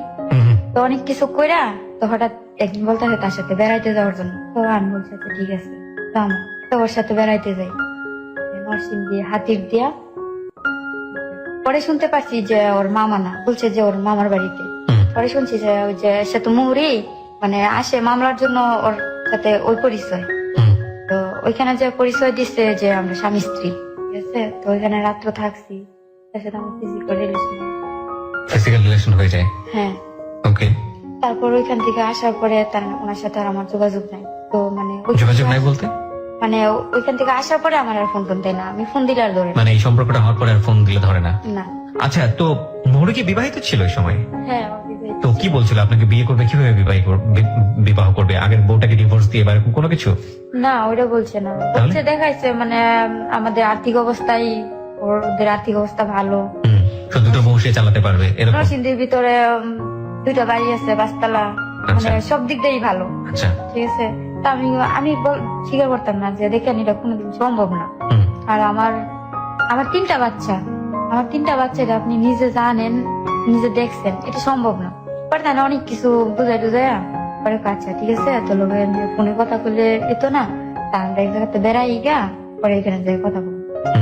তো ওর সাথে গেলাম, ওইখানে যে পরিচয় দিছে যে আমি বউ, আমি স্ত্রী পরিচয় দিছে। দেওয়ার পরে ওইখানে তো আর তেমনই করতে পারি না, বাধা দেওয়ার কোনো সুযোগ ছিল না, এবং আপনার সুযোগের সে সদ্ব্যবহার করেছে। তারপর মানে ওইখান থেকে পরদিন সকালে আসার পর থেকে সে আর আমি ফোন দিলে আমার ফোন ধরে না, কাইটা দেয়, কন্টিনিউ আমার নাম্বারটা ব্যাক লিস্টে থাকে। তো আমি যদি অন্য কোনো নাম্বার দিয়ে ফোন দেই, মানে আমার কণ্ঠটা শোনার পরেই ফোন কেটে দেয়। ফোন কেটে দেয়। আচ্ছা, অনেক সময় দেখা গেছে যদি ব্যাক লিস্ট অন করে অফ করে নাম্বারটা চালু থাকে তো অন্য ছেলেদের দিয়া ফোনটা রিসিভ করা, বিভিন্ন ধরনের কথা বলানোর পরে অনেক কিছু ভাইবা, নিজের জীবন থেকে একটা দুর্ঘটনা ভাইবা মাথা থেকে ফালাই দিছি। আচ্ছা, থাক, আমার জীবনে একটা অ্যাক্সিডেন্ট। আচ্ছা, হয়তো ঘুমাইছিলাম, স্বপ্ন দেখছি, ঘুম ভাঙছে, স্বপ্ন শেষ, ওকে, ওইরকম একটা ভাইবা জীবনটা আবার স্বাভাবিক মাইনা নিছি। আচ্ছা, তো চাকরি করতেছি ভালো। তো ভালো চাকরি করার পরে কি কারণে জানি 2-3 মাস পর আবার নরসিংদী যাই কোর্টে। যাওয়ার পর ওনার সাথে দেখার পরে মানে উনি আবার সেই আগের মতো। তো উনি, আমি বলতেছি যে আপনি আমার ফোন ধরছেন না, এই করেন না, সেই করেন না, মানে অনেক কথা বলছি। তো বলতেছে যে ফোন ওনার কাছে ছিল না, উনি বাসায় ছিল না, বাইরে ছিল, অনেক বুঝাইছে। তারপর বুঝানোর পরে মানে আমিও বিশ্বাস করছি। ঠিক আছে, আমিও বিশ্বাস করছি। আপনি আবারও বিশ্বাস করলেন তাকে? হ্যাঁ, আমি আবার মানে এমন ভাবে বলছে যে বিশ্বাস না করার মতো না। তা আমি বিশ্বাস করছি। করার পরে এখন উনি বলতেছে যে ওইদিকে একটা বাসা নেওয়ার জন্য, একটা বাসা নেওয়ার জন্য ওনার সাথে আমি থাকবো। পরে আমি বলতেছি যে আমি আপনার সাথে কেমনি থাকবো, আমি তোর বিয়ে করবো। ঠিক আছে, বিয়ে করেন, মনে করবেন। আর আমি চাকরি করি, আমি না তো কিছু চিনি না, আমি না কই চাকরি করবো। আপনি না হয় আমার খাওয়াইবেন, ঠিক আছে, কিন্তু আমার 3টা সন্তান, আর আমার 3টা সন্তানের সাথে মনে করেন এখন আমার দাদা দাদিরও আমার পালতে হয়, কারণ আমার সন্তান পালে তখন তো আর কেউ খাওয়ায় না। এখন আমার নিজে না খাইয়া হলো, আমার চুরি করে হলো আমার দাদা দাদির খাবারটা আগে দেখতে হইব। পরে কয় তাহলে তুই যেন থাকস হেন মানে পরে মানে অনেক কিছু করার পরে মানে এমন করছে, আমার দুর্বল বানাইছে। পরে বলতেছে যে মানে উনি আমার বাসায় আইবো। আমার বাসায় আসবো, ভালো কথা। মানে ওই দিন ছিল শুক্রবার খুব বন্ধ। পরে ওই দিন ফোন দিয়া বলতেছে, তারপর আবার শনিবার, ওই দিনও তো বন্ধ। তো শনিবার দিন ফোন দিয়া অনেক রিকোয়েস্ট করতেছে বাসায় আওয়ার জন্য। আচ্ছা, পরে আমি কই দেন আমার ভয় লাগে, তো দিয়ে নেই কেউ কিছু জিগায়, আমি কি কমু? পরে কই কে কবি তোর জামাই। আমি তো না 1 বছর যাবত থাকতেছি, চাকরি করতেছি, আমার তো সবাই চিনে, আর সবাই চিনে যে আমি একলা থাই, বাকি চাকরি করি। পরে কবি যে বিয়া করছি না, তো বাড়িওয়ালারে বাড়িলিরে দিস, আমি ফোন ধরা দিস, আমি কথা কম, ঠিক আছে। পরে আমি পরে কথা কইলেন, পরে আজকে তো শনিবার, আজকে তো সম্ভব না। পরে আমরা রবিবারে কোটাইয়া বিয়ে করিলাম, ঠিক আছে। তো অনেক কিছু করে ভাইয়া সময় কি জানি কয় যে আমারও শয়তান বড় করছে। আমি বলছি আচ্ছা ঠিক আছে, কথায় কথা আমি বাড়ি এলি রে বলছি যে খালাম্মা এই ঘটনা আমি তো অন্য কারো কাছ থেকে কই নাই, আমি তো বিয়ে করছি। মানে যে খালাম্মা আপনাকে বেশি আদর করে, এখনো আদর করে, তাকে বললেন যে আমি তো বিয়ে করছি। আচ্ছা, যাতে ওর আসা যাওয়াটা খুব ইজি করা যায় বাসার মধ্যে। হ্যাঁ, মানে উনি তো বলছে যে আজকে শনিবার, আজকে আইবো, আমি তো জানি না যে উনি বাসায় এসে থাকবো। উনি বাসায় আসবো, চলে যাইবো, রবিবারে বিয়ে করবো, তারপর সে বাসায় আসবো। তা আমি বলছি যে খালাম্মা আমি তো বিয়ে করছি, কারণ আমি যদি বলি যে একটা ছেলের সাথে আমার সম্পর্ক আছে, তো বাসায় থাকতে দিবে না, বাসায় আসতেই দিবে না। তো আমি বলছি যে আমি বিয়ে করছি, মানে বললেও ভয় পাইতেছি যে বাড়িওয়ালার ছেলেরা আছে, যদি বলে যে বিয়ে করছো ভালো কথা, বিয়ের কাগজ কই কি কই, তখন কি করবো? আমি মনের মধ্যে ওই ভয়টা পাইতেছি। তারপরে ওনারে ফোন ধরা দিছি, কথা তো উনি অনেক কথা বলছে, তো এত ভালো কথা বলছে যে মানে আমার সাথে আপন হয়ে গেছে উনি তাদের কাছে, খালাম্মার কাছে। তো বাসা আসছে বিকাল বেলা, আসার পরে মিষ্টি টিষ্টি নিয়ে আসছে। তো এখন তো আর আমি যাইব না, আমি তো ওনারা বলতেছি চলে যাইতো। এখন তো মানে বাসারও সবাই আমার বিরে ধরছে যে বিয়ে করছো, তো জামাই আইসে, তো জামাই আজকে যাইবো। এখন আমি পড়ছি সবার চাপের মধ্যে। তো ওনার বাসায় রাখার পরে ওই দিনও তার সাথে আমার ফিজিক্যাল রিলেশন। তো এমনি ভাবে উনি রবিবারে বিয়ে করতে পারে নাই, ওনার নাকি ই করে মুড়ি দেখে করে বিয়ে হইব না, ঢাকা আসতেও। এগুলো উনি আপনাকে বলেছে? ঢাকা আসতেব, এখন আমার আসতেব না, আমি কাগজ টাগজ ছবি টবি দিলে। তো তারপর 1 সপ্তাহ পরে আরেকদিন যায় বাসা। তো এখন তো আর কেউ নিষেধ করে না, যেহেতু জামাই সবাই জানে। তো যাওয়ার পরে এই জাস্ট স্বামী পরিচয় দেওয়ার পরে উনি 2 দিনে বাসায় যায়। আর এই 3 দিন ওনার সাথে আমার ফিজিক্যাল রিলেশন। তারপর থেকে আর আমার ফোন ধরে না, ঠিক আছে। তো এক পর্যায়ে মানে আমি ডাক্তারের কাছে যাই, কিছু টেস্ট করানোর পরে দেখি যে আমি প্রেগনেন্ট। My goodness. ঠিক আছে, তো আমি প্রেগনেন্ট। এখন আমার তো এটা নষ্ট করতে হবে, আমার সমাজ তো আমার জায়গা দিব না, কারণ আমার স্বামী নাই। This is the hardest reality of this মানে অফ হার লাইফ। এবং এটা রেডিওতে শুনতে আপনাদের হয়তো বা অনেকে একটু চমকে যেতেও পারেন এই সিচুয়েশনে এসে, বাট এই সমাজের কোনো বিচ্ছিন্ন ঘটনা এটা না। এরকম অনেক রোগী আছে, এরকম অনেক মহুরি আছে হয়তোবা, এবং এরকম এর চেয়েও বেশি অনাকাঙ্ক্ষিত ঘটনা আমাদের সমাজে আছে। যাই হোক, অবাক হওয়াটাই স্বাভাবিক। অবাক জীবনেরই একটা অংশ। বলেন তারপর। এবং এই জন্যই হয়তো আমরা বলি যে life is more than drama. তারপর তারপর আমি প্রেগনেন্ট। এখন তো মানে আমি আর কারো কাছে বলি না, এটা বলার মতো না। জি। এখন নিজে নিজে ওষুধ খুঁজি যে কিভাবে কি করা যায়। আচ্ছা। এখনো তো এগুলো করি নাই, চিনি না, জানি না। তো ভালো লাগে না, কাজে যাইতে পারি না, মানে কোনো কিছুই ঠিক মতো ডিউটিও করতে পারি না। তো আমি বাড়িওয়ালির কাছে বলি, সব খুলে বলছি। এখন সত্যিটা ওনার খুলে বলছি যে অন্তত আমার বাঁচতে হইব। বলছি যে খালাম্মা এই ঘটনা তো তাই না, আমার অনেক বোকা দিছে, ই করছে, আর বকছে যে ভালো জানছি, ভদ্র জানছি, এরকম। পরে প্রথমে উনি বলতো যে না তুমি বাচ্চা নষ্ট করো না, খোঁজ খবর নেয় না, দেখে তোমার বিয়ে করছে না, বাচ্চা হইলে তুমি বাচ্চা লইয়া সামনে গিয়ে দাঁড়াইবা। উনি বলতো আমার এটা। তো আমি তো জানি যে কি হয়েছে। পরে এক পর্যায়ে আমি সত্যি কথা বলার পরে তো আমি বাচ্চাটা নষ্ট করি। বাচ্চাটা নষ্ট করার পরে আমি বেশ কিছুদিন অসুস্থ থাকি। অসুস্থ থাকার পরে আমার চাকরিটা চলে যায়। আপনি কি ওনাকে জানিয়েছিলেন যে আপনি বেবি কনসিভ করেছেন? হ্যাঁ। উনি কি বলেছিল? উনি আমারে অনেক অভদ্র ভাষায় কথা বলছে যে কার বাচ্চা, কিসের বাচ্চা, মানে ভাষা প্রকাশ করার মতো না। এই জায়গাটায় দুটো জিনিস হতে পারতো। একটা হচ্ছে উনি চাইলে এই বেবিটা নিয়ে মামলা করতে পারতেন কোর্টে, এবং যদি মামলা করতেন তাহলে যে ভদ্রলোক এই কাজটা করেছে, ভদ্রলোক বলাটা ঠিক হবে না, অভদ্রলোক অফকোর্স, তিনি কিন্তু লং টার্মের জন্য ফেসে যেতেন। এবং আইনি বিচার, বিশেষ করে নারী নির্যাতনের যে বিচার, সেটা কিন্তু খুব শক্তিশালী বাংলাদেশে। কিন্তু কথা হচ্ছে যদি মহিলাটা এই কাজটা করতেন, সমাজ তাকে কোন চোখে দেখতো? ধরুন ওই ছেলেটার বিচার হলো বা আদৌ হলো না, অথবা সেই ছেলেটা বিপদের মধ্যে থাকলো, শেষ পর্যন্ত রেজাল্ট কি হতো? সামাজিকতার দৃষ্টিকোণ থেকে মেয়েটার কি হতো? মেয়েটার দিকে সবাই কি দৃষ্টিতে তাকাতো? আর ওই ছেলেটা যদি দুনিয়াতে আসতো, ওই ছেলের জীবনটা কি হতো, কিংবা বেবিটার জীবন কি হতো? এই প্রশ্নগুলোর সমাধান আমাদেরকে কি আইন দিতে পারবে? এই প্রশ্নগুলোর সমাধান তো সামাজিক ভাবেই করতে হবে। সামাজিকতার জায়গা থেকে আমি আপনি কি পারবো ওই বেবিটার দিকে খুব সহজভাবে তাকাতে, কিংবা এই মহিলার দিকে খুব সহজভাবে তাকাতে? সেই বোধ কি আমার মধ্যে আইন বা নিয়ম কানুন জন্মগ্রহণ করিয়ে দেবে? This is really impossible. সমাজের এই জায়গাটায় পরিবর্তন হওয়াটা খুব জরুরি। এবং আমরা প্রথমত চাই না এরকম অনৈতিক ঘটনার জন্ম হোক। আমরা প্রথমত চাই না যে একটা শিশু যদি একেবারে রুট কজ খুঁজতে যায় যে এই যে মেয়েটির আজকে এইরকম একটা দুর্দশা, এই দুর্দশার পেছনে আসলে মূলত কে দায়ী, তাহলে ওর পরিবার, ওর বাবা মায়ের বিচ্ছিন্নতা, ওর মা, যে মা পাগল থাকা অবস্থায় প্রপার ট্রিটমেন্ট হয়তো পেলো, তার ফ্যামিলি থেকে পায়নি, এবং সে অবস্থা তার ফ্যামিলিতে ফিরে আসা, তখন ওর মার কাছে ওদেরকে বড় হতে না দেয়া, ওর বাবার কাছ থেকে ওর আসল মায়ের বিচ্ছিন্নতা, সৎ মায়ের ঘরে অনাদারে বড় হওয়া, এবং একটা পর্যায়ে গিয়ে অপাত্রের হাতে, মানে কুচত চরিত্রের একজন লোকের হাতে তুলে দেওয়া, এবং তারপরের একের পর একটা ঘটনার সাথে কিন্তু একটা ঘটনা জড়িত, এবং সমাজে সেখানে কি ওর করার কিছুই নেই। যাই হোক, আমাদের বাস্তবতা মেনে নিয়ে সামনের দিকে এগোতে হবে। This is the hardest reality of the society. বলুন তারপর আমি বাচ্চাটা নষ্ট করার পরে এখন মানে লজ্জায় বাড়িয়ালির সাথে যে ভালো একটা সম্পর্ক ছিল, ওনার কাছে মানে একটা কিছু চাইতে পারি না। তো আমার ছোট ছেলেটা অনেক অসুস্থ। 1 মাস পরে আমার দাদি ফোন দিছে। ফোন দিয়া বলতেছে যে সুজন যদি তোর দেখতে মন চায় তাই দেখে যাই, তোর টাকা দরকার। সুজন মানে আপনার ছেলে? হ্যাঁ, আমার ছোট ছেলে। একদম ছোট ছেলেটা? হ্যাঁ। তারপর একজনের কাছ থেকে 50টা টাকা নিয়ে আমি বাড়িতে যাই। তো যাওয়ার পরে আমার বড় ছেলে, মেজো ছেলে সবাই দৌড়ে আসছে, মা আসছে। তো অন্য সময় তো যাওয়ার সময় অনেক মজা করে যাওয়ার ফল টল নিয়ে যেতাম। তো ওই সময় তো আমার চাকরিটাই কিছু নাই। তো যখন প্রতি সপ্তাহে বাড়িতে যেতাম, তো এই যে নরসিংদী 5 দোনা বলে, 5 দোনা মোর ফলের দোকান আছে, ফলের দোকান থেকে আমি প্রতি সপ্তাহে ফল টল নিয়ে আসতাম। তো ওই ফলের দোকানওয়ালা মানে ইচ্ছামি টিটামি করতো, দুষ্টামি করতো। তো হঠাৎ করে যে ভাবলাম যে হয়তো ওনার সাথে পরিচয় হয়েছে, সম্পর্কটা একটু ভালো, যেহেতু ভালো কথা বলি, দেখি। পরে আমি বলি যে ভাই আমার একটু উপকার করতে পারবেন? পরে বলে যে ভাই আমি তো কিছুদিন অসুস্থ ছিলাম, আমার চাকরিটা চলে গেছে, আমার ছেলেটা অনেক অসুস্থ, আপনি যদি আমার 500 টাকা ধার দেন, ছেলেটা নিয়ে হাসপাতাল যেত। পরে উনি বললে উঠতে কি যে 500 টাকা কেন, তোমার 1000 টাকাই দিন, আয়ো বেড়াই। আমি আপনার কাছে 500 টাকা চাইলাম, ধার দিতেন, আমার ছেলেটা অসুস্থ, আর আপনি মজা আলবাম যে বেড়াইতে যাবো আপনার সাথে। না, আমার বাবির বাড়ি যাবো, আবার আইসা করুন।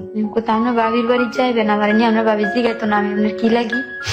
তখন যখন কারো কাছেই পাই না, পরে উনি কথা বলছে। পরে তারপর আমি আমার ছেলেরে নিয়ে গেলাম ওনার সাথে।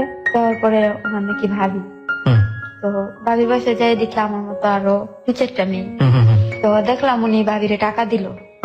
ভাবিরে টাকা দিল, এখন ভাবি আমার ছেলেটা কোলে নিয়ে চলে যেতেছে। আমি একা, ভাবি কানবো তো, এনে কইলাম থাক না আমার কোলে। না, আমি যারা নিয়ে দিকে যাই তোমার। তারপরে মানে তখন আমি বুঝতে পারছি যে এটা একটা কোনো ধরনেরই। তো যখন আমার ছেলেটা অসুস্থ ভাবি, আমি বলি যে আল্লাহ আমার তো যাওয়ার তো হয়েছেই। হুম। তখন উনি আমার 1,000 টাকা আমি তারপর ওনারে আমি বলছি যে আচ্ছা ঠিক আছে, আজকে আমি যখন বিপদে পড়ছি কারোর কাছে পাই নাই, আপনি আমার সুযোগের সদ্ব্যবহারটা করবেন, আমার টাকাটা আগে আমার হাতে দেন, তারপর আপনার যা ইচ্ছে আপনি করেন। হুম, হুম, পরে উনি মানে কোথাছে কে তোমার টাকা দিতাম না এসে না, আগে আপনি আমার বললে আনছেন 1,000 টাকা দিবেন, আমার হাতে 1,000 টাকা দেন, তারপর আপনি মন চাবেন নিয়ে বাইরে। হুম, হুম, হুম। তারপর উনি আমার 1,000 টাকা দিল। ওইখান থেকে শুরু হয় ভাই আমার জীবন। এখান থেকে শুরু হয় তার নষ্ট জীবন।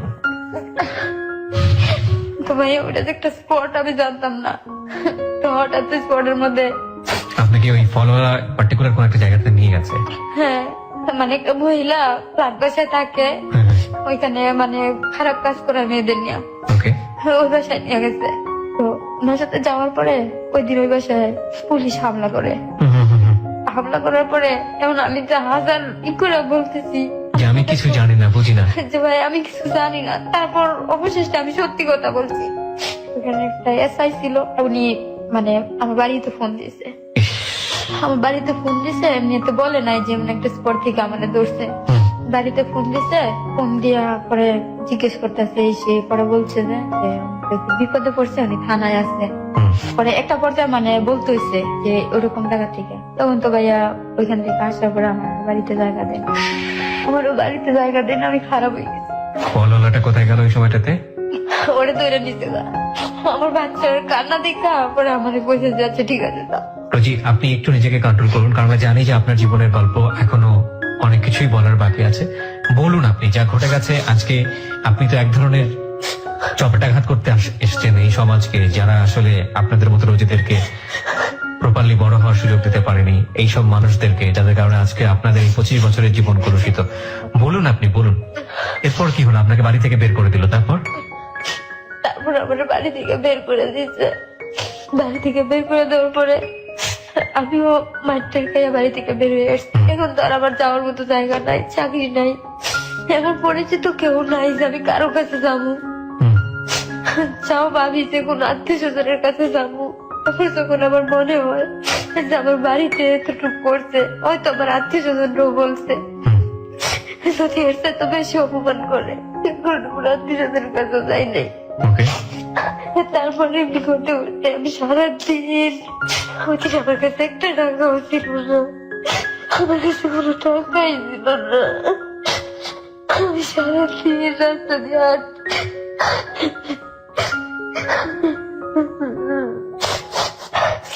আমি সারাদিন রাস্তা দিয়ে আছি। হঠাৎ আমার মার কথা ওই দিন অনেক বেশি মনে হয়।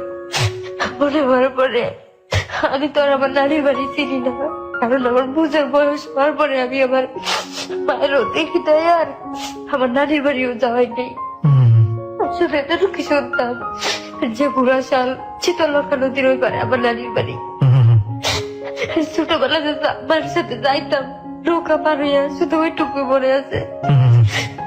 তো হাঁটতে হাঁটতে আমি ঘোড়াশাল যাই, আবার পরে নৌকায় উঠি, নৌকা দিয়ে পার হলে 2 টাকা দিতে হয়, তো আমার কাছে একটা টাকাও নাই। নৌকা বাজি যখন টাকা চাই, আমি ভাই আমার কাছে টাকা নাই, আমি আমার নানির বাড়ি যাবো। তোমার নানির বাড়ি কই আমি জানি না, আমি জানি না আমার নানির বাড়ি কোথায়।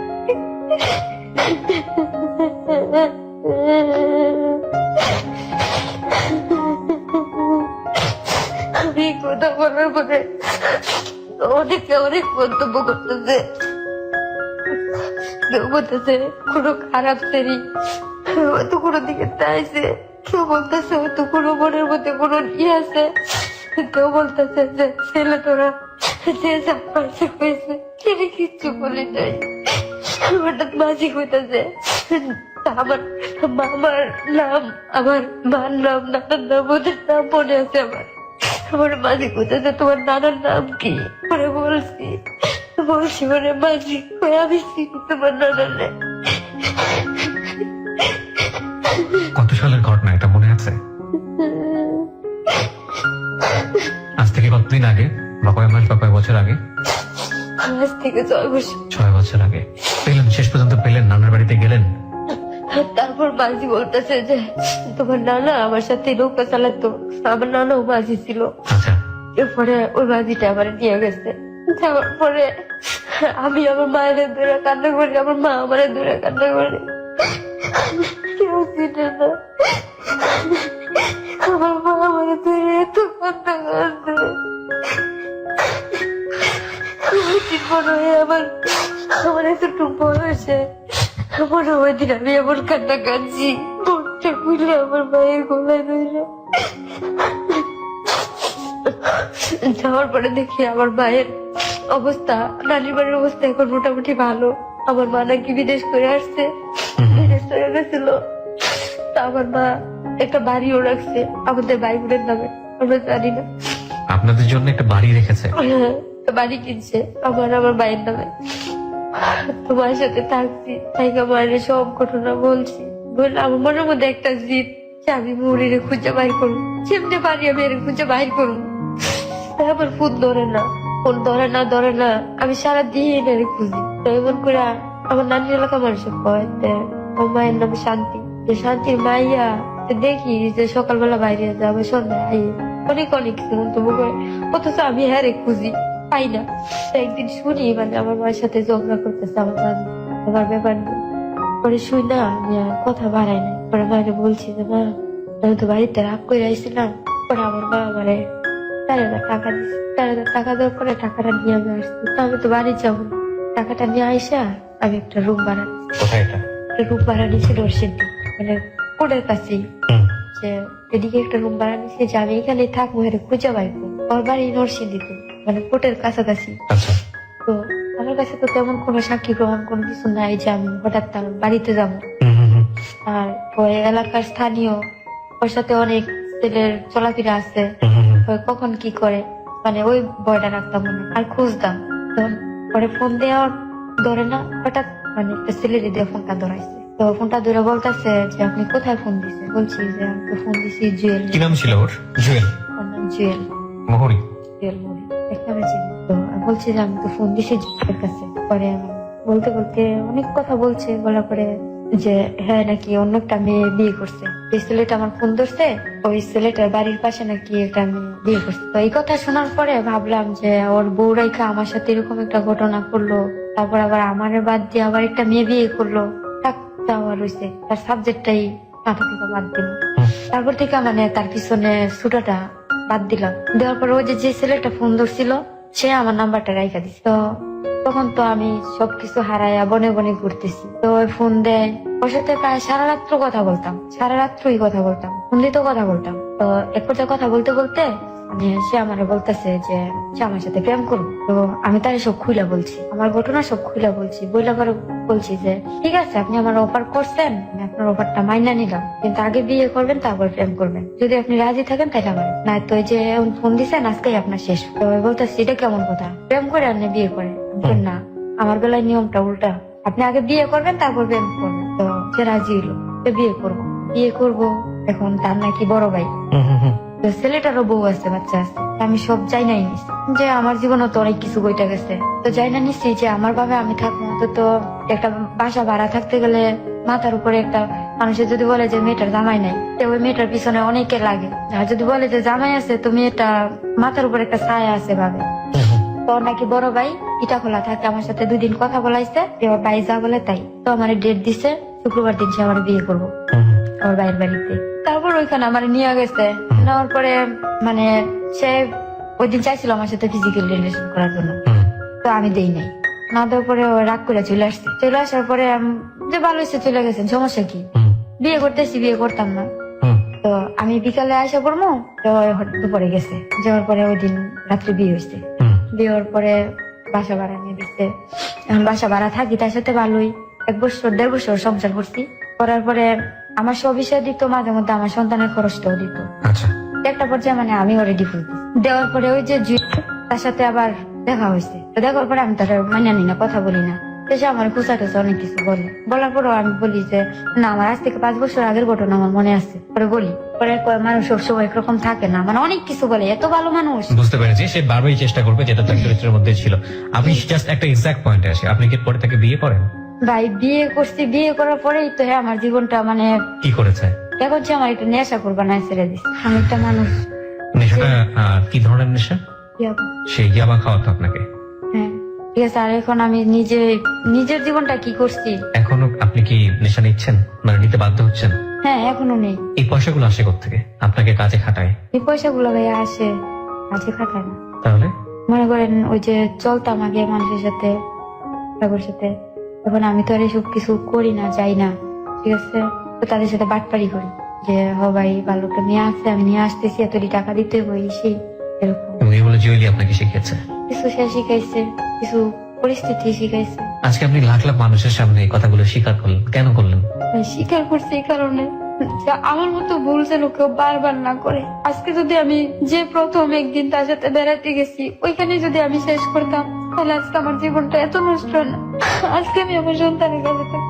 এই যে আমার মাথায় রং, আমার ছোট ছেলের মুসলমানি করাইছে, বৃহস্পতিবার দিন তার অনুষ্ঠান গেছে, আমি আমার ছেলের অনুষ্ঠান গেছিলাম। আমার মেয়ে ছেলে দুষ্টামি করে আমার মাথায় রং দিয়েছে। সব দিক নষ্ট, আমার সেন্টের দিক নষ্ট। ভালো হতে ইচ্ছা করে না? ভালো জীবন নিশ্চয়ই ইচ্ছা করে। প্রশ্নটা বোকার মতো হয়ে গেল। ভালো হওয়ার কোনো রাস্তা খুঁজে পান নিজে থেকে? হ্যাঁ ভাইয়া, আমি কারণে আসছি যে আমি আজ থেকে আর কোনো নেশা করবো না।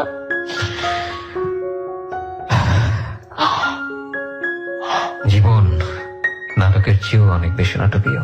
এই জীবনের গল্প যেটা ওর জীবনে ঘটে গেল 25 বছরে, কোন সিনেমায় এটা আসবে, কোন নাটকে এটা আসবে, পুরোটা কি আসবে, নাকি সেখানেও এক ধরনের ইনসেপশন, এক ধরনের ইলিউশন থেকে যারা বানান তাদের সেই ইলিউশন বা ইনসেপশন সবকিছু মিলিয়ে নিজের মতো একটা চরিত্র দান করে? ভাইয়া কিন্তু আজ পর্যন্ত তার টাকায় আমি একটা চকলেট পর্যন্ত খাইতে পারি নাই।